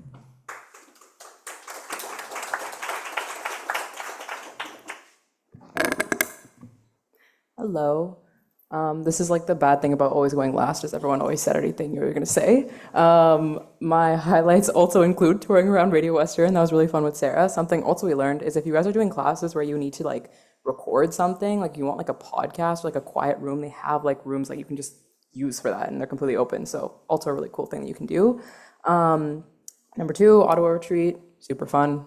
I like Ottawa. And number 3, goose suit shenanigans. That was really fun. And Daniel was in that suit for 2 hours. You're only supposed to wear that suit for 10 minutes, we learned after. And it really showed. Yes, I do have pictures, in case anyone wants to see them. Okay, rapid fire. Number 1 update, successful USC day. Thank you to the counselors who helped support that. Like, it was really, really engaging, and I heard that like your hot takes or what you thought counselors should went really, really well. So I think that like doing engagement initiatives like that when we can get you guys involved is super exciting, and we got a lot of good feedback about the event itself. So thank you guys for being a part of it. Number 2, the USC Voice website is almost completely finished. So basically what this is the USC Voice is kind of like the USC's blog / newspaper. And I kind of made it a goal of mine this year to like make it a little bit more engaging, make it a little bit more applicable for students. I did some feedback in the atrium a few days ago, just asking people like what would actually make them want to click on an article, and I got some really good insight with that, which I'm going to use. We're getting a logo, so that one's almost pretty much wrapped up. You'll see a post about it next week. Number 3 is I got the chance to visit the Arts and Humanities Council and the UES in the past 2 weeks, and that was super cool. I'm making it a challenge to myself to go and visit every single faculty council that I can. So just seeing your guys' structure and also giving a little brief presentation about what the USC is, and if there's any way I can get some qualitative kind of informal feedback from you guys is kind of the purpose of these. So thank you guys for having me. World Food Day with UA portfolio, Marley already touched on this. It was just a really good way to kind of bring the aspect of food insecurity to students who weren't really aware that that was a priority the USC had. And just in general, I've been doing a lot more in-person feedback collection, stuff about our programming, advocacy, AI, lots of different things. For upcoming, I didn't do my little ask me about. Upcoming is USC Goes Varsity is this campaign that came from Emily's platform, but basically what we're trying to do is get some more students to go to the varsity games on campus, because what we're hearing from students is that they, number 1, never know when they're happening, and number 2, don't really have a lot of hype and incentive to go for it. So that date is actually wrong. It got changed today. So November 15th, from 6 to 8, Western's women's team is playing McMaster, and their men's team from 8 to 10 is also playing McMaster. So please come out. It's a USC varsity game, so we're just gonna have free merch. It's 19 plus. So there's you can drink at them. It's gonna be a really fun event. We're all gonna be there. And yeah, you'll see some promo for it pretty soon. We're gonna do basketball next semester and hockey as well.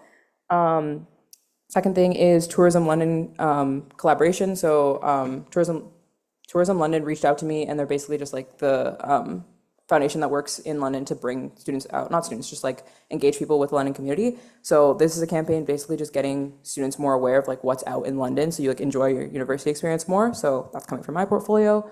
Number 3 is I have some visits planned to science, social science, health science, and FIMS. We have a tentative plan now because we aren't not able to make their most recent meeting, but all those will be happening soon. Music, I know you just elected your president, so I will be in touch quite soon of visiting you guys.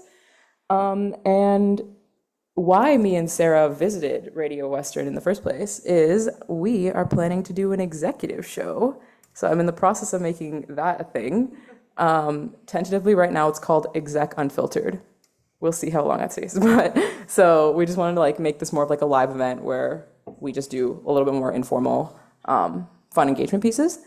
And last thing is I'm helping Western International plan their international week, happening on November 18th to the 22nd. You guys should come out. Most of the events are happening. Some of the events are happening in the atrium itself. They also have their website going live of all the events happening that week. So you should definitely check it out because there's some cool stuff that's happening. That's it for me.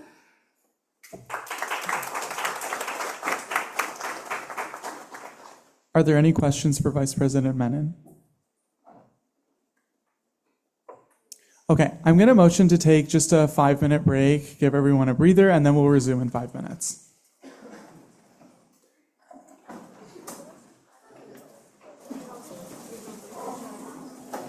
I'm so tired. Are you getting nervous?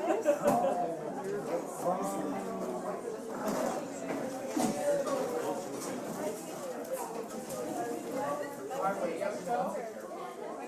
My secrets are.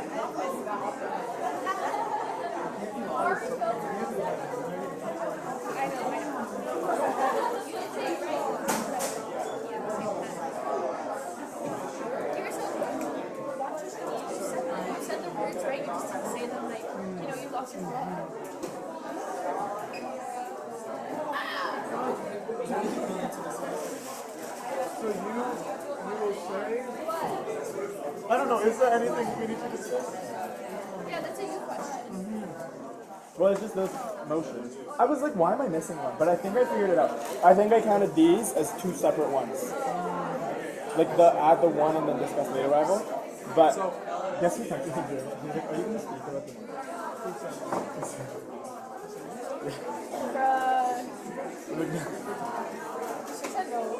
No, because he's like, do I need to know? You don't even know what the thing is.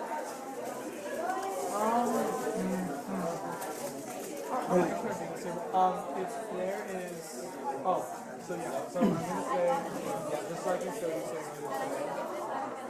Why am I not in this?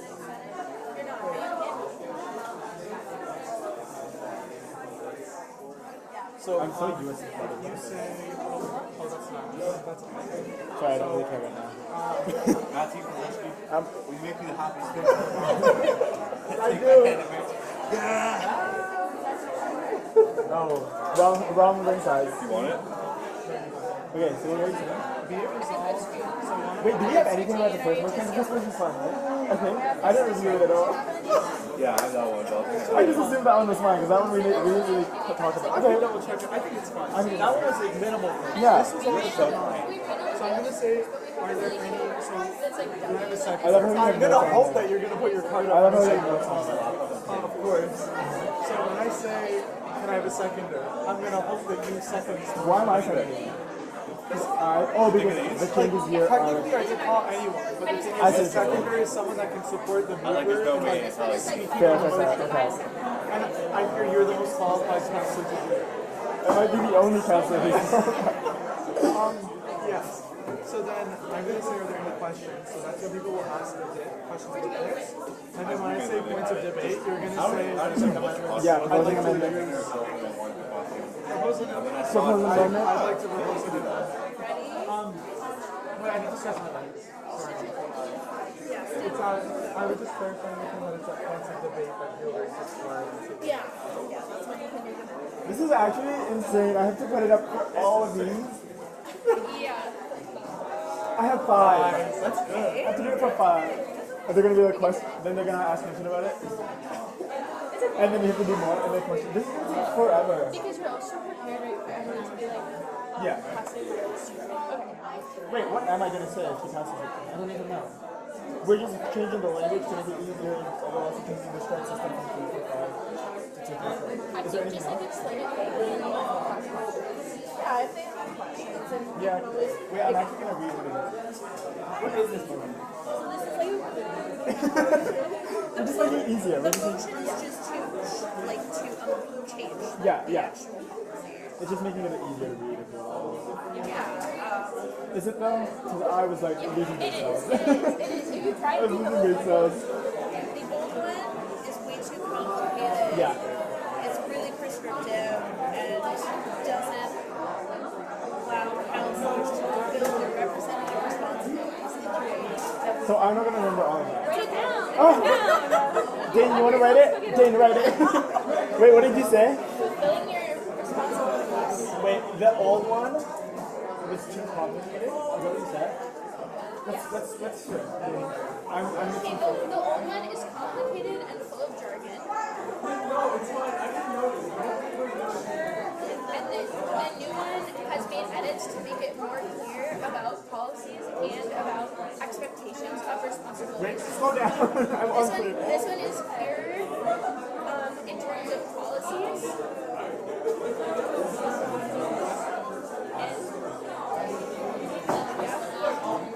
And also, we made a few adjustments that we feel will allow counselors to best represent their constituents. Do you think that's accurate? Yeah. So That's like to best represent, yeah, to best represent their constituents. That's what I have. Our constituents. You could say our. Yeah. Like, long story short, the five-strike system is almost too much. It's too anything. You know, in her opinion. Basically just reducing the redundancy. Oh, yeah.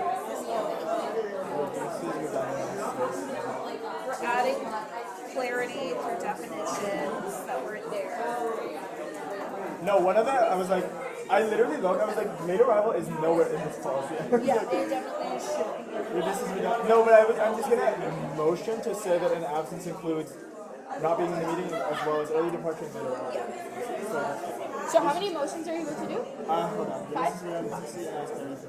Yeah, so define absence and then late arrival definition, leave early. I was going to say, you have two that are in the same point. You think one of No, them they're all separate, yeah.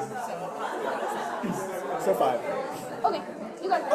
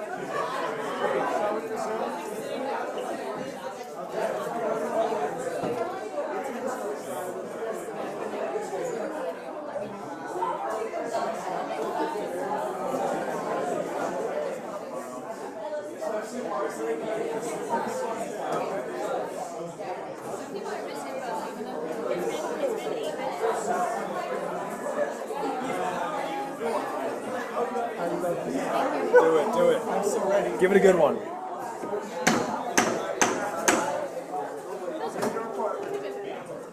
Break it. All right, counselors, please return to your seats. Thanks.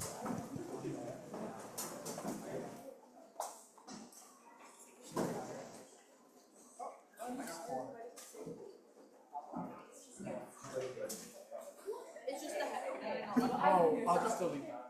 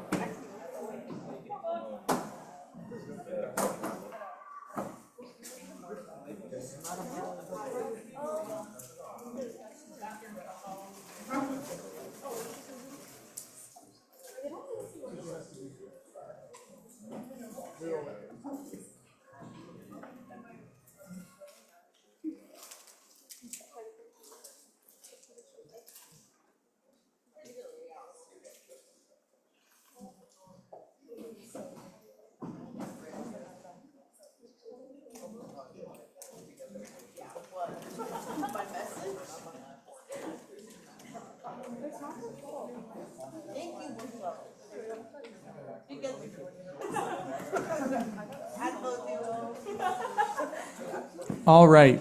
We will now move on to our for action section of the meeting, starting with the motion to approve the executive reports.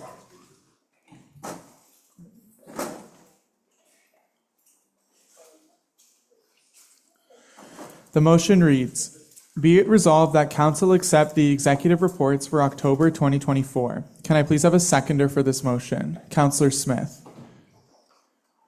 Are there any questions regarding the motion?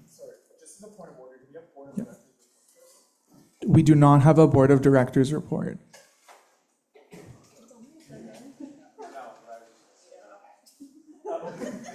It has been removed from the agenda. That was an error.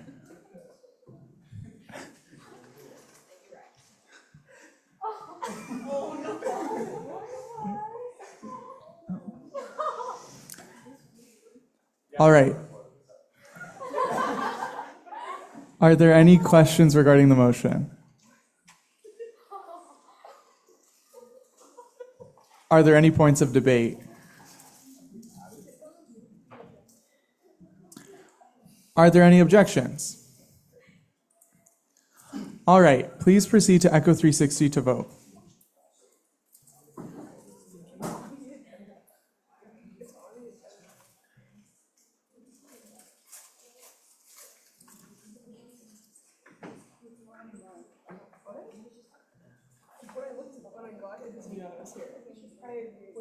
It was here. What? When I got to this. No, I know. You said the agenda, just maybe on the report, so you can't. No. Yes.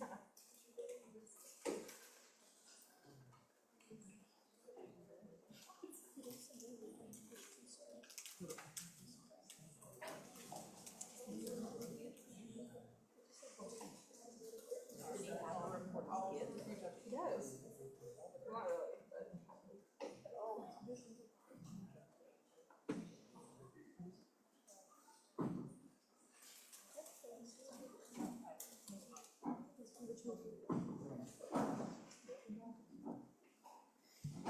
The motion passes.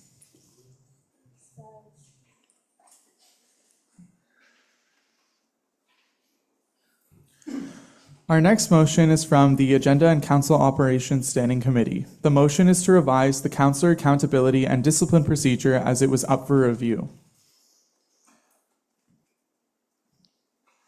The motion reads, whereas the current procedure for councillor accountability and discipline is unclear and overly complex, causing confusion and inconsistency in enforcement.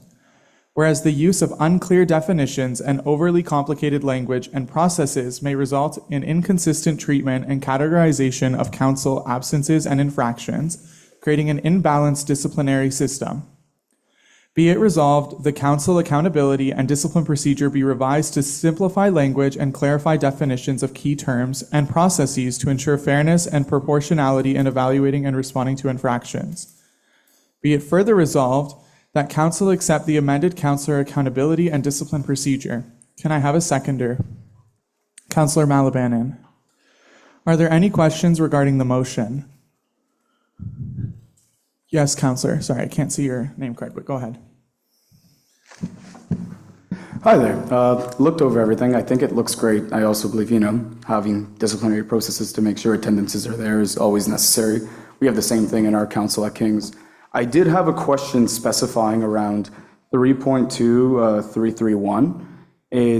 The section there, it specifies that in the case that there has been a motion that was passed to remove a councillor, they would be given 10 minutes to explain their actions in front of the council. I just wanted to ensure, so whenever there's been an action to move to remove a counselor, if the conflict or if the complaint that was filed goes beyond attendance and is something more personal, such as a feud between certain counselors or something in which they pass through something that would violate our code of conduct as students, does that counselor still need to present in front of all of us here? Because my fear would be if it's something that might be more personal and it could leak confidentiality, if all of us need to hear that presentation for 10 minutes, or if that's something that's settled internally. Thank you, that's all. Thank you, Counselor. I'm going to defer my speaking rights to Dane, or to Emily. I will defer my speaking rights to Dane.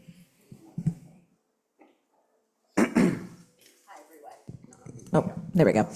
Hi, everyone. So to address the question regarding the differentiation between a conduct issue versus an attendance issue. So this policy and the 10-minute period for explanation only applies to issues related to attendance or an infraction related to other types of terms of reference or other policies regulated within council. Conduct issues in relation to the university's conduct and violations procedure would be handled separately according to university and Western administrative procedures.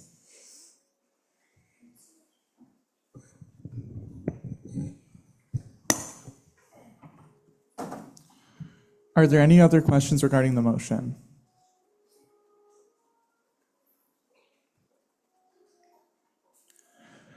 Are there any points of debate? Councillor Malabanan.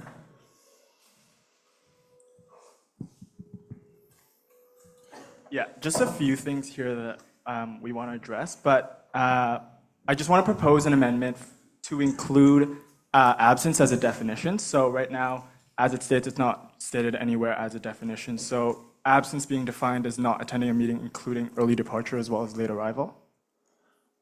Can I please have a seconder to introduce the point of debate? Councillor Thompson, thank you. Are there any questions regarding the proposed amendment? Are there any objections to the proposed amendment? Point of information?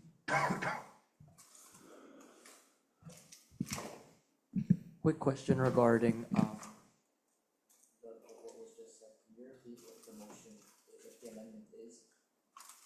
Yeah, so it's just to include absence as a definition. So that would be going under section 1 definitions. So just right before early departure there would be like 1.6 absence, not attending a meeting including early departure as well as late arrival. Are there any other questions or objections to the introduction of this amendment? Yes, Councillor Babakowicz. Oh, apologies. I thought I saw it twice. That's okay. Are there any other objections or questions regarding the proposed amendment? Sorry. Councillor Sarafia. question asked. I'm for adding like a definition. Just why don't we separate absence from late definition? Be my only concern that I'd raise. Councillor Malaban, Yeah, go ahead. the thing here is just that throughout the policy, it really just states that if the person doesn't, like if the counselor doesn't attend the meeting, that's when we would see this policy going into place. So just instead of adding it in every single time, just to have it include that missing a meeting would mean you're leaving early, you're arriving late, or you're not here at all. Does that clarify? Yeah, go ahead, Councillor. I still for this idea, but I'm not quite sure I'm the biggest fan of the wording just because I think we're trying to make it less confusing. If we're just using absence for missing meetings, arriving late, or leaving early, I think that makes it more confusing and the precedent of this motion kind of vanishes. I would personally think it may be better to revisit this or bring it up if possible. I don't know who to ask, but amend this later. I do not know what the process looks like or who to address that question to. Who Yeah, so if you are looking to review this separately at another time and return to this as for council, then a councillor can defer this to a committee. Does that answer your? That okay. answers my question. In that regard, I do think it may be better to defer this particular section to the committee, and I'd be for accepting it as it is, but deferring just this point and having it worked on so that it's better refined and not confusing. I think just the point. Go ahead. Go Okay, ahead. just the point is that we want to try to set this in place as soon as possible so that for the councillors in this room that we're aware of what the policy changes would be, just because there's a few other things in here in terms of those changes.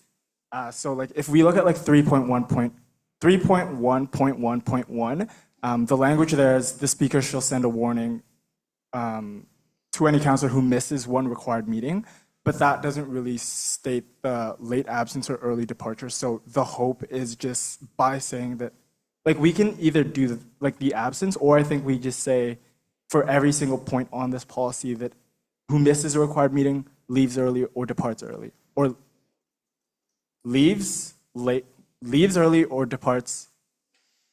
Hold on. Leaves early, departs early. Yeah.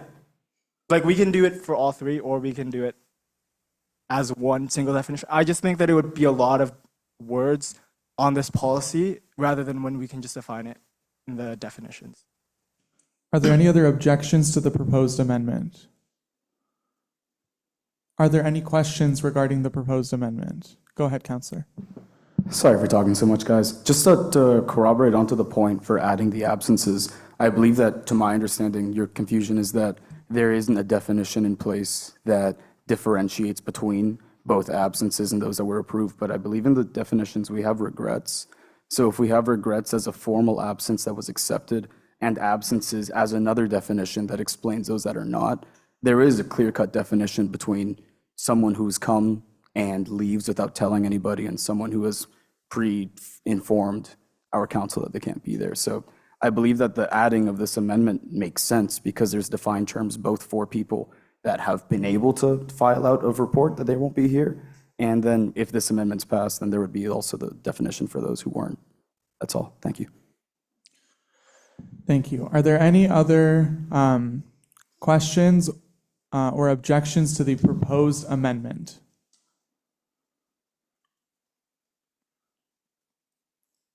Okay, we will now vote as to whether the amendment to introduce the definition of late absence. Yes, sorry. We will now vote on the motion to amend to add the definition of absence to the policy. So all those in favor can please proceed to raise your placards.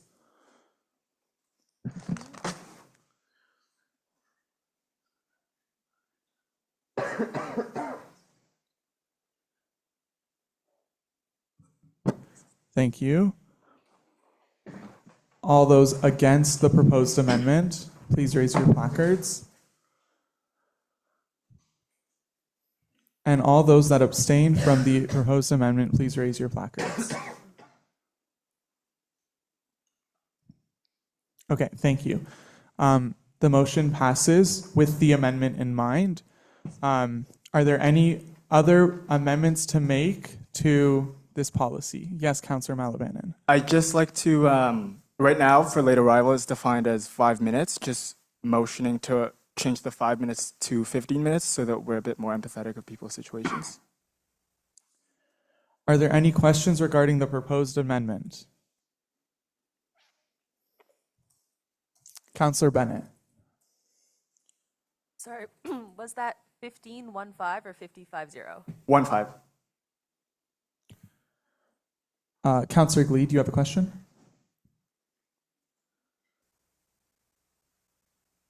Why 15 minutes specifically instead of 10 or 20? We can talk Go ahead, Councillor. Yeah, we can talk a bit more about it if anyone's thinking anything, but I think that just gives a bit of a more reasonable time. Like, it's not too long to the point that it's 20 minutes, but it's also not too short where 5 to 10 were still in there. So I just think that 15 is just like the perfect. President Kalajian? Although it's not common precedent that we want meetings to start late, we also know that typically by the time everyone's seated in this room, 7 o'clock hits, the meetings typically start around 10 to 15 minutes post 7 o'clock. So based off of that as well, it just makes things a little bit more fair. 5 minutes is usually just not enough time anyways, and 5 minutes is a little bit, I would say, harsh, like Councillor Malvin mentioned. So 15 minutes just makes more sense based off our track record of time when we start. Are there any other questions regarding the proposed amendment to add to change the definition of what a late arrival is? Are there any objections to the proposed amendment? Okay, we will proceed to vote on making this approved or making this amendment.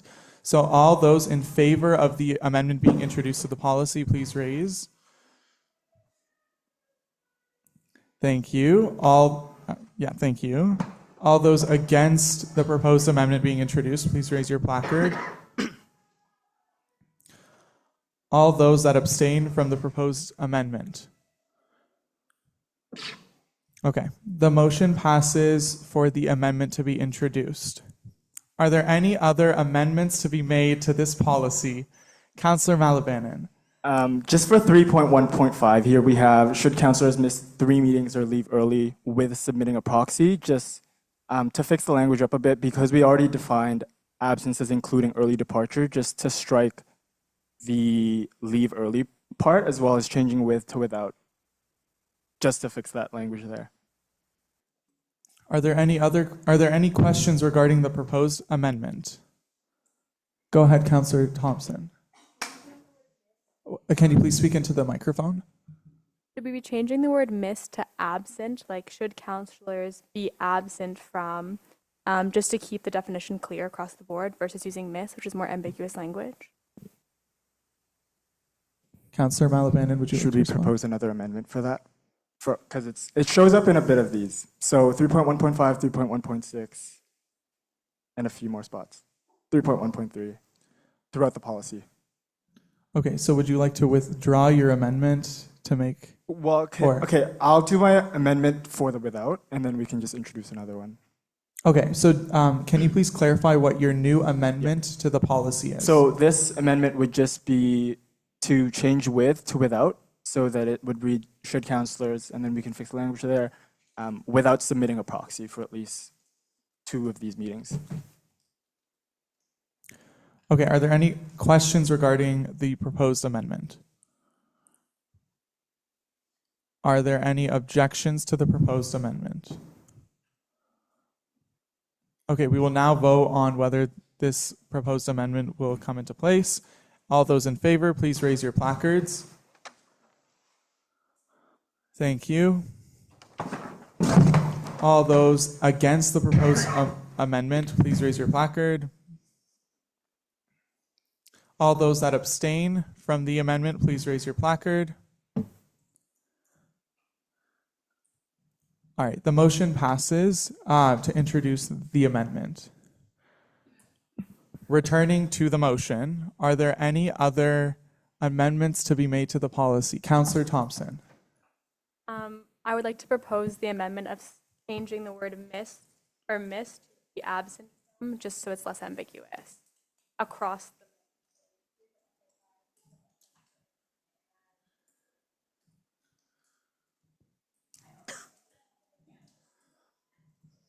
It's everywhere, yeah.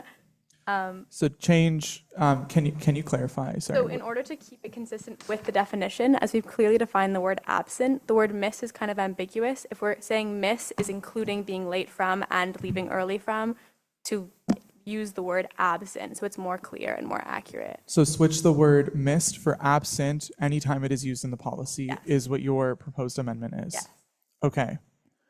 Are there any questions regarding the proposed amendment? Councillor, Chai. I feel like the word absent. So, can you please use the microphone? Thank you. I feel like if the word absent means both early, like dismissal and also late arrival, then should we also remove the word leave early and just keep it as if they're absent? Would a counselor like to respond? Yes, I think that that makes sense. Okay. Okay. Are there any other questions regarding the proposed amendment? Are there any objections to the proposed amendment?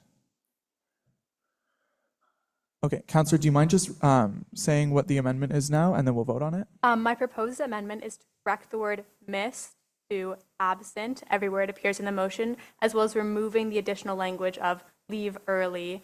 Just have the word absent, no miss or leave early. Just should counselors be absent. Okay, thank you.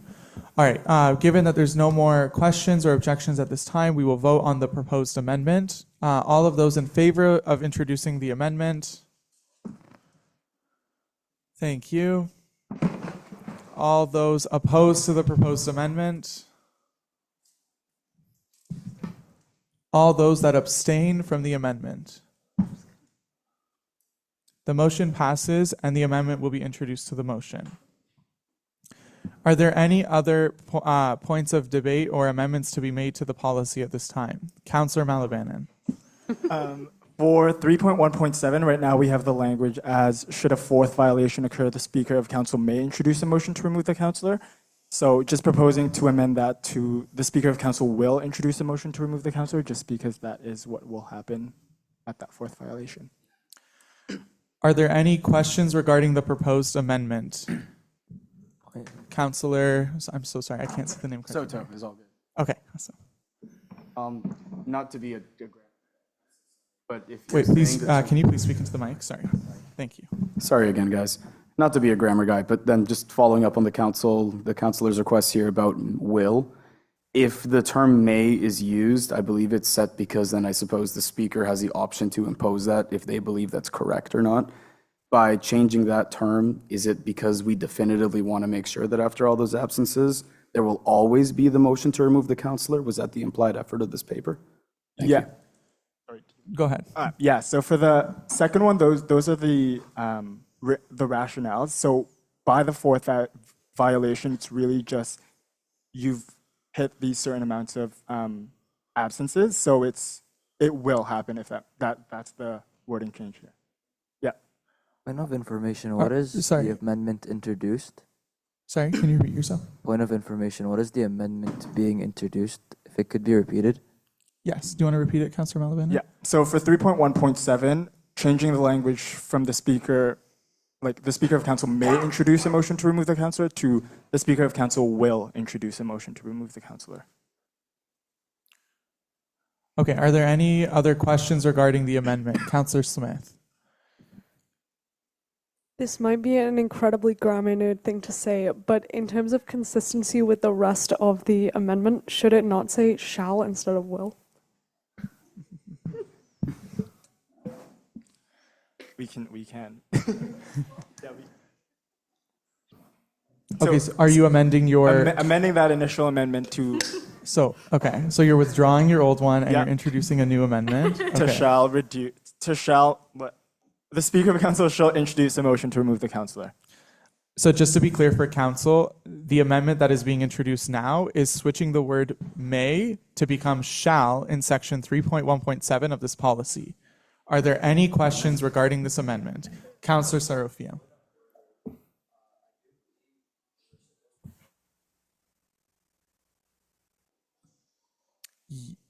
Yes. Or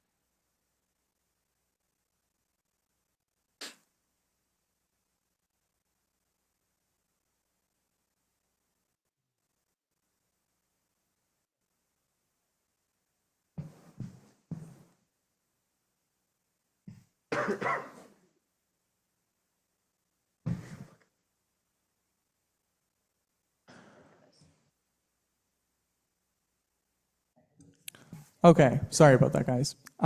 Shall we? Can we have a seconder for the proposed amendment? Councillor Vanderloot. All right, thank you, Councillor Sarofia. Are there any other questions regarding the proposed amendment to change the word may to shall? Are there any objections to the proposed amendment? Yes, Counselor. I guess my only objection and concern is, like, let's say a counselor does miss 3 meetings and on a fourth one, say they have an emergency or something happens, they're unable to send their regrets because something happened in their life. I'd be worried that if we change it from may to will or shall, or whichever word we landed on at this point, that, like, you know, like, I want to be compassionate, right? Like, I want to give the speaker the opportunity to, like, have a choice to not do it. So I guess I just wonder if we should keep it as may. So, like, if something does happen, the speaker has the choice to not, you know, do that.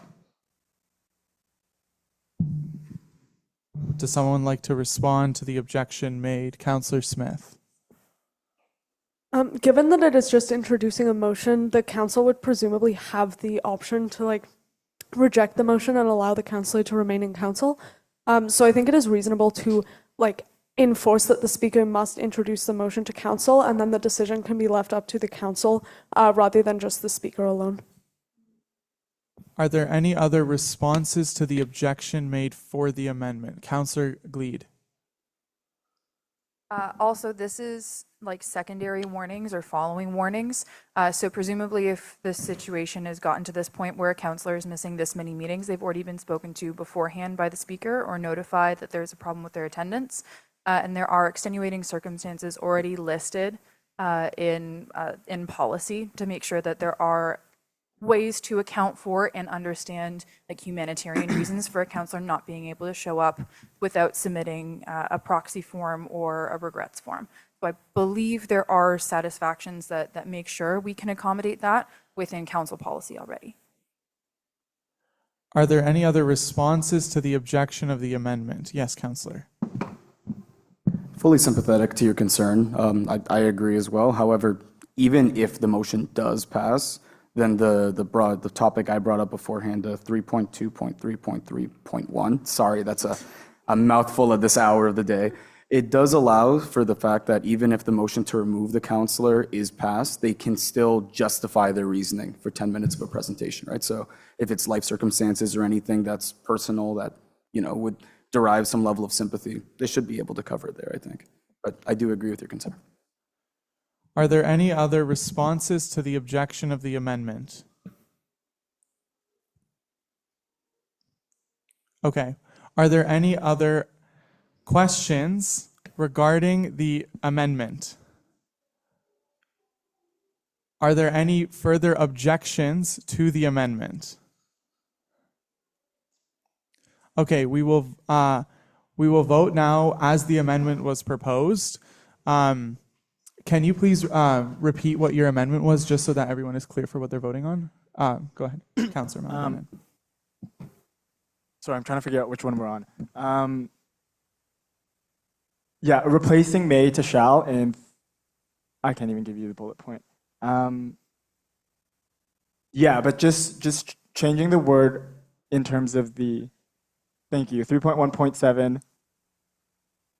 Found it. The Speaker of Council shall introduce a motion to remove the councillor. Thank you, Councillor. All right. All those in favor of the proposed amendment, please raise your placard. Thank you. All those that object to the proposed amendment, please raise your placard.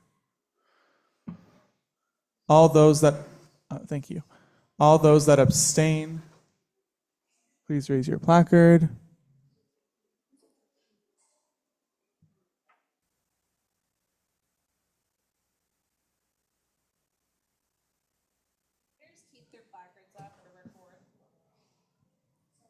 If you abstained from the proposed amendment, please raise your placard.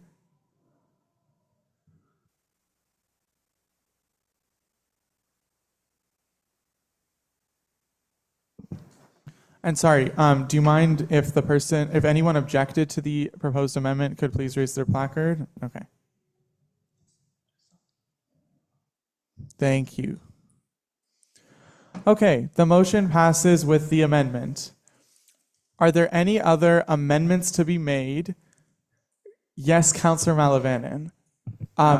say your amendment and then we'll ask for a seconder. Yeah, so the amendment here is just to strike 3.2.3.2, so that's the suspension sanction. So just completely removing that from this policy as a potential sanction. Can I please have a seconder to introduce? Councillor Vanderloot. Are there any questions regarding the proposed amendment to the policy? Councillor Gleed. Just to clarify, we're striking this subsection? Go ahead, Councillor. Not the entire subsection of sanctions, just the suspension part. Are there any other questions regarding the proposed amendment? Yes, Councillor. Thank you. I just wanted to ask, what is the reasoning behind the, Of course, you know what of course, yeah. In theory, it just doesn't make sense that we would be giving people free passes to miss even more meetings if they've already been missing meetings. So just removing that as a possibility because they're just getting that as a free option. Are there any other questions regarding the proposed amendment? Are there any objections to the proposed amendment? Okay, we will move forward with voting as the amendment was introduced. All those in favor of the amendment, please raise your placard.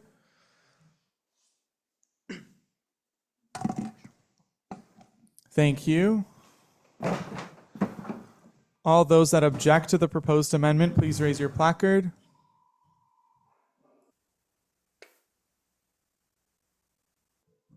Thank you. All those that would like to abstain from the proposed amendment, please raise your placard.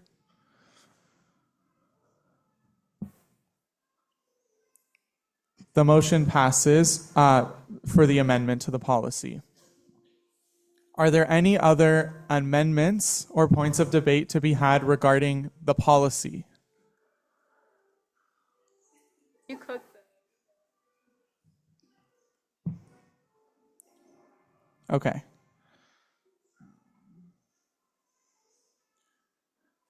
Are there any further objections to the introduction of this policy? Okay. So, one second.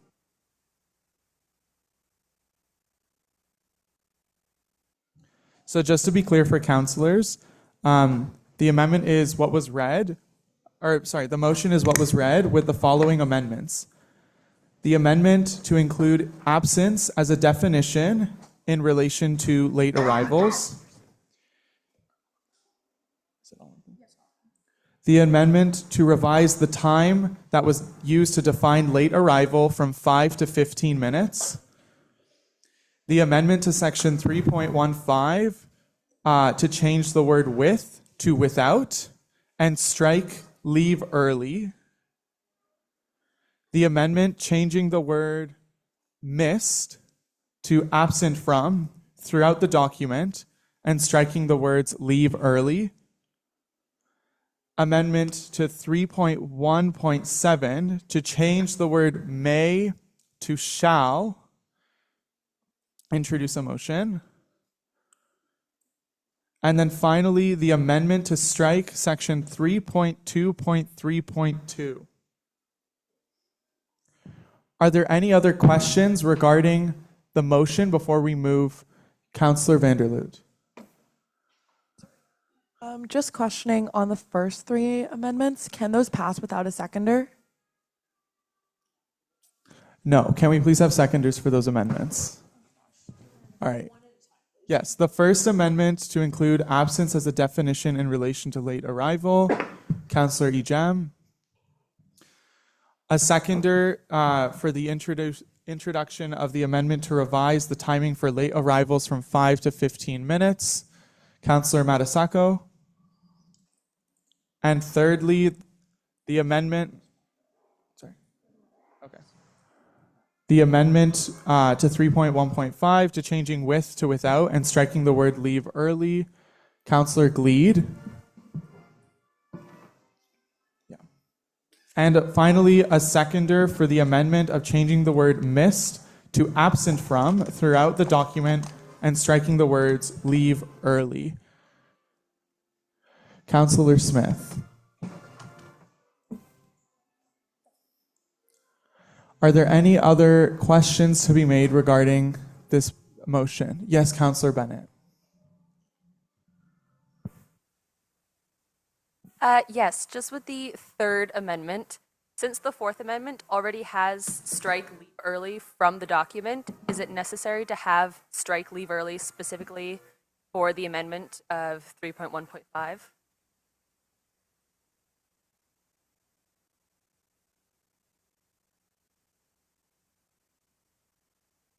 I think. Go ahead, I think Councillor. that amendment should have just been the with to without change. I think that's what we voted on in the end. I know it got kind of confusing, and then I proposed a separate amendment. So I think that the strike and leave early should not be included in Amendment 3. I also, my last name doesn't have a P in it. Apologies. Okay, thank you for the clarification. So just to distinguish between the third and the fourth amendment,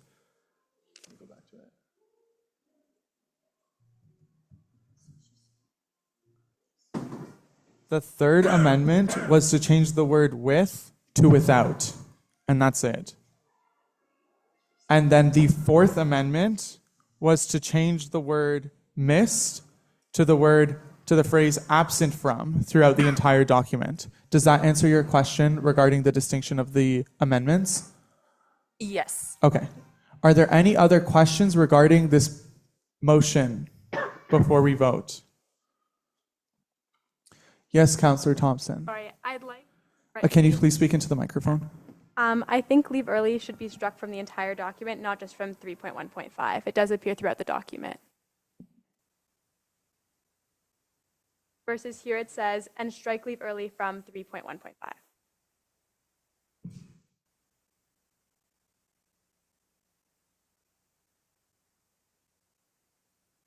I believe that's what was voted on. Yes. Sorry, so that's just a clerical error for what we're reading. So we'll fix that to make sure that that is what is reflected. Are there any other questions regarding this motion before we vote? Yes, Councillor. So sorry, guys, just a point of information. Did we end up voting for and having a seconder for the removal of suspension in section 3.2.32? Yes. Yes? My apologies then. Are there any other questions regarding the motion? Okay, please proceed to Echo 360 to vote on the motion. Please keep in mind that the amendments will not be reflected on Echo 360. They will be reflected in the agenda. So the agenda is what you are voting on.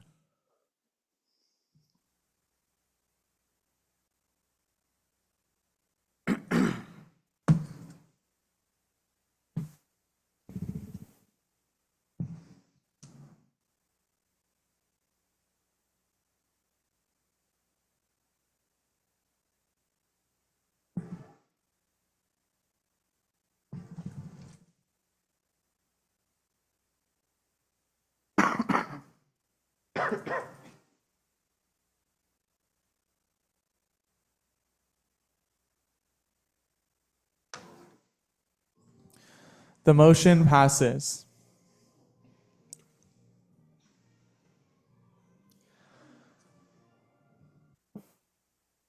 We will now hear our third motion, which is also from the Agenda and Council Operations Standing Committee, the motion to revise the councillor terms of reference as the policy was up for review. The motion reads, whereas the current terms of reference are unclear, leading to confusion about councillor roles and responsibilities, whereas this confusion delays decision-making and potentially impacts the effectiveness of the council as a whole, be it resolved that the USC councillor terms of reference be revised to provide clear definitions and outline responsibilities more comprehensively. Be it further resolved that council accept the amended councillor terms of reference. Can I please have a seconder for this motion? Councillor Choi. Chai, sorry? Chai. Chai, thank you. Are there any questions regarding the motion?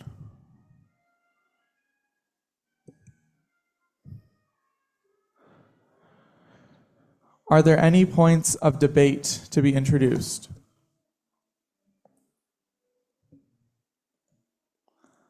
Are there any objections to the motion? Okay, please proceed to Echo 360 to vote on the motion.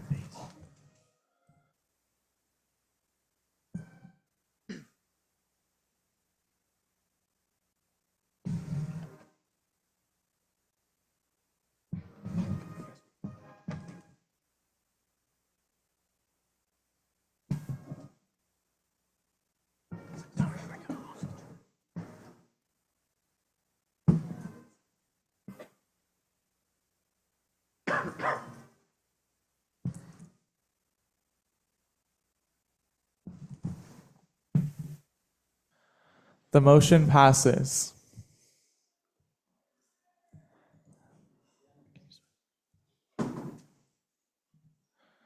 So that concludes our 4 action section of the meeting.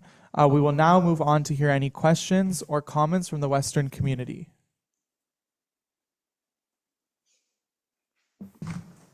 Okay, if there are no questions, we can move on.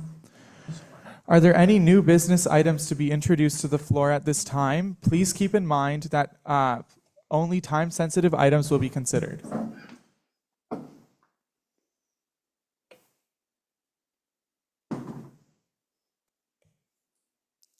Okay, we can move on. We can now move to terminate the meeting. Can I please have a mover, President Kalajian, and can I please have a seconder, Councillor Gleed? Are there any objections to terminating this meeting? All right, seeing as there are no objections, the meeting is terminated at 9:42 p.m. Meeting adjourned. Thank you, everyone.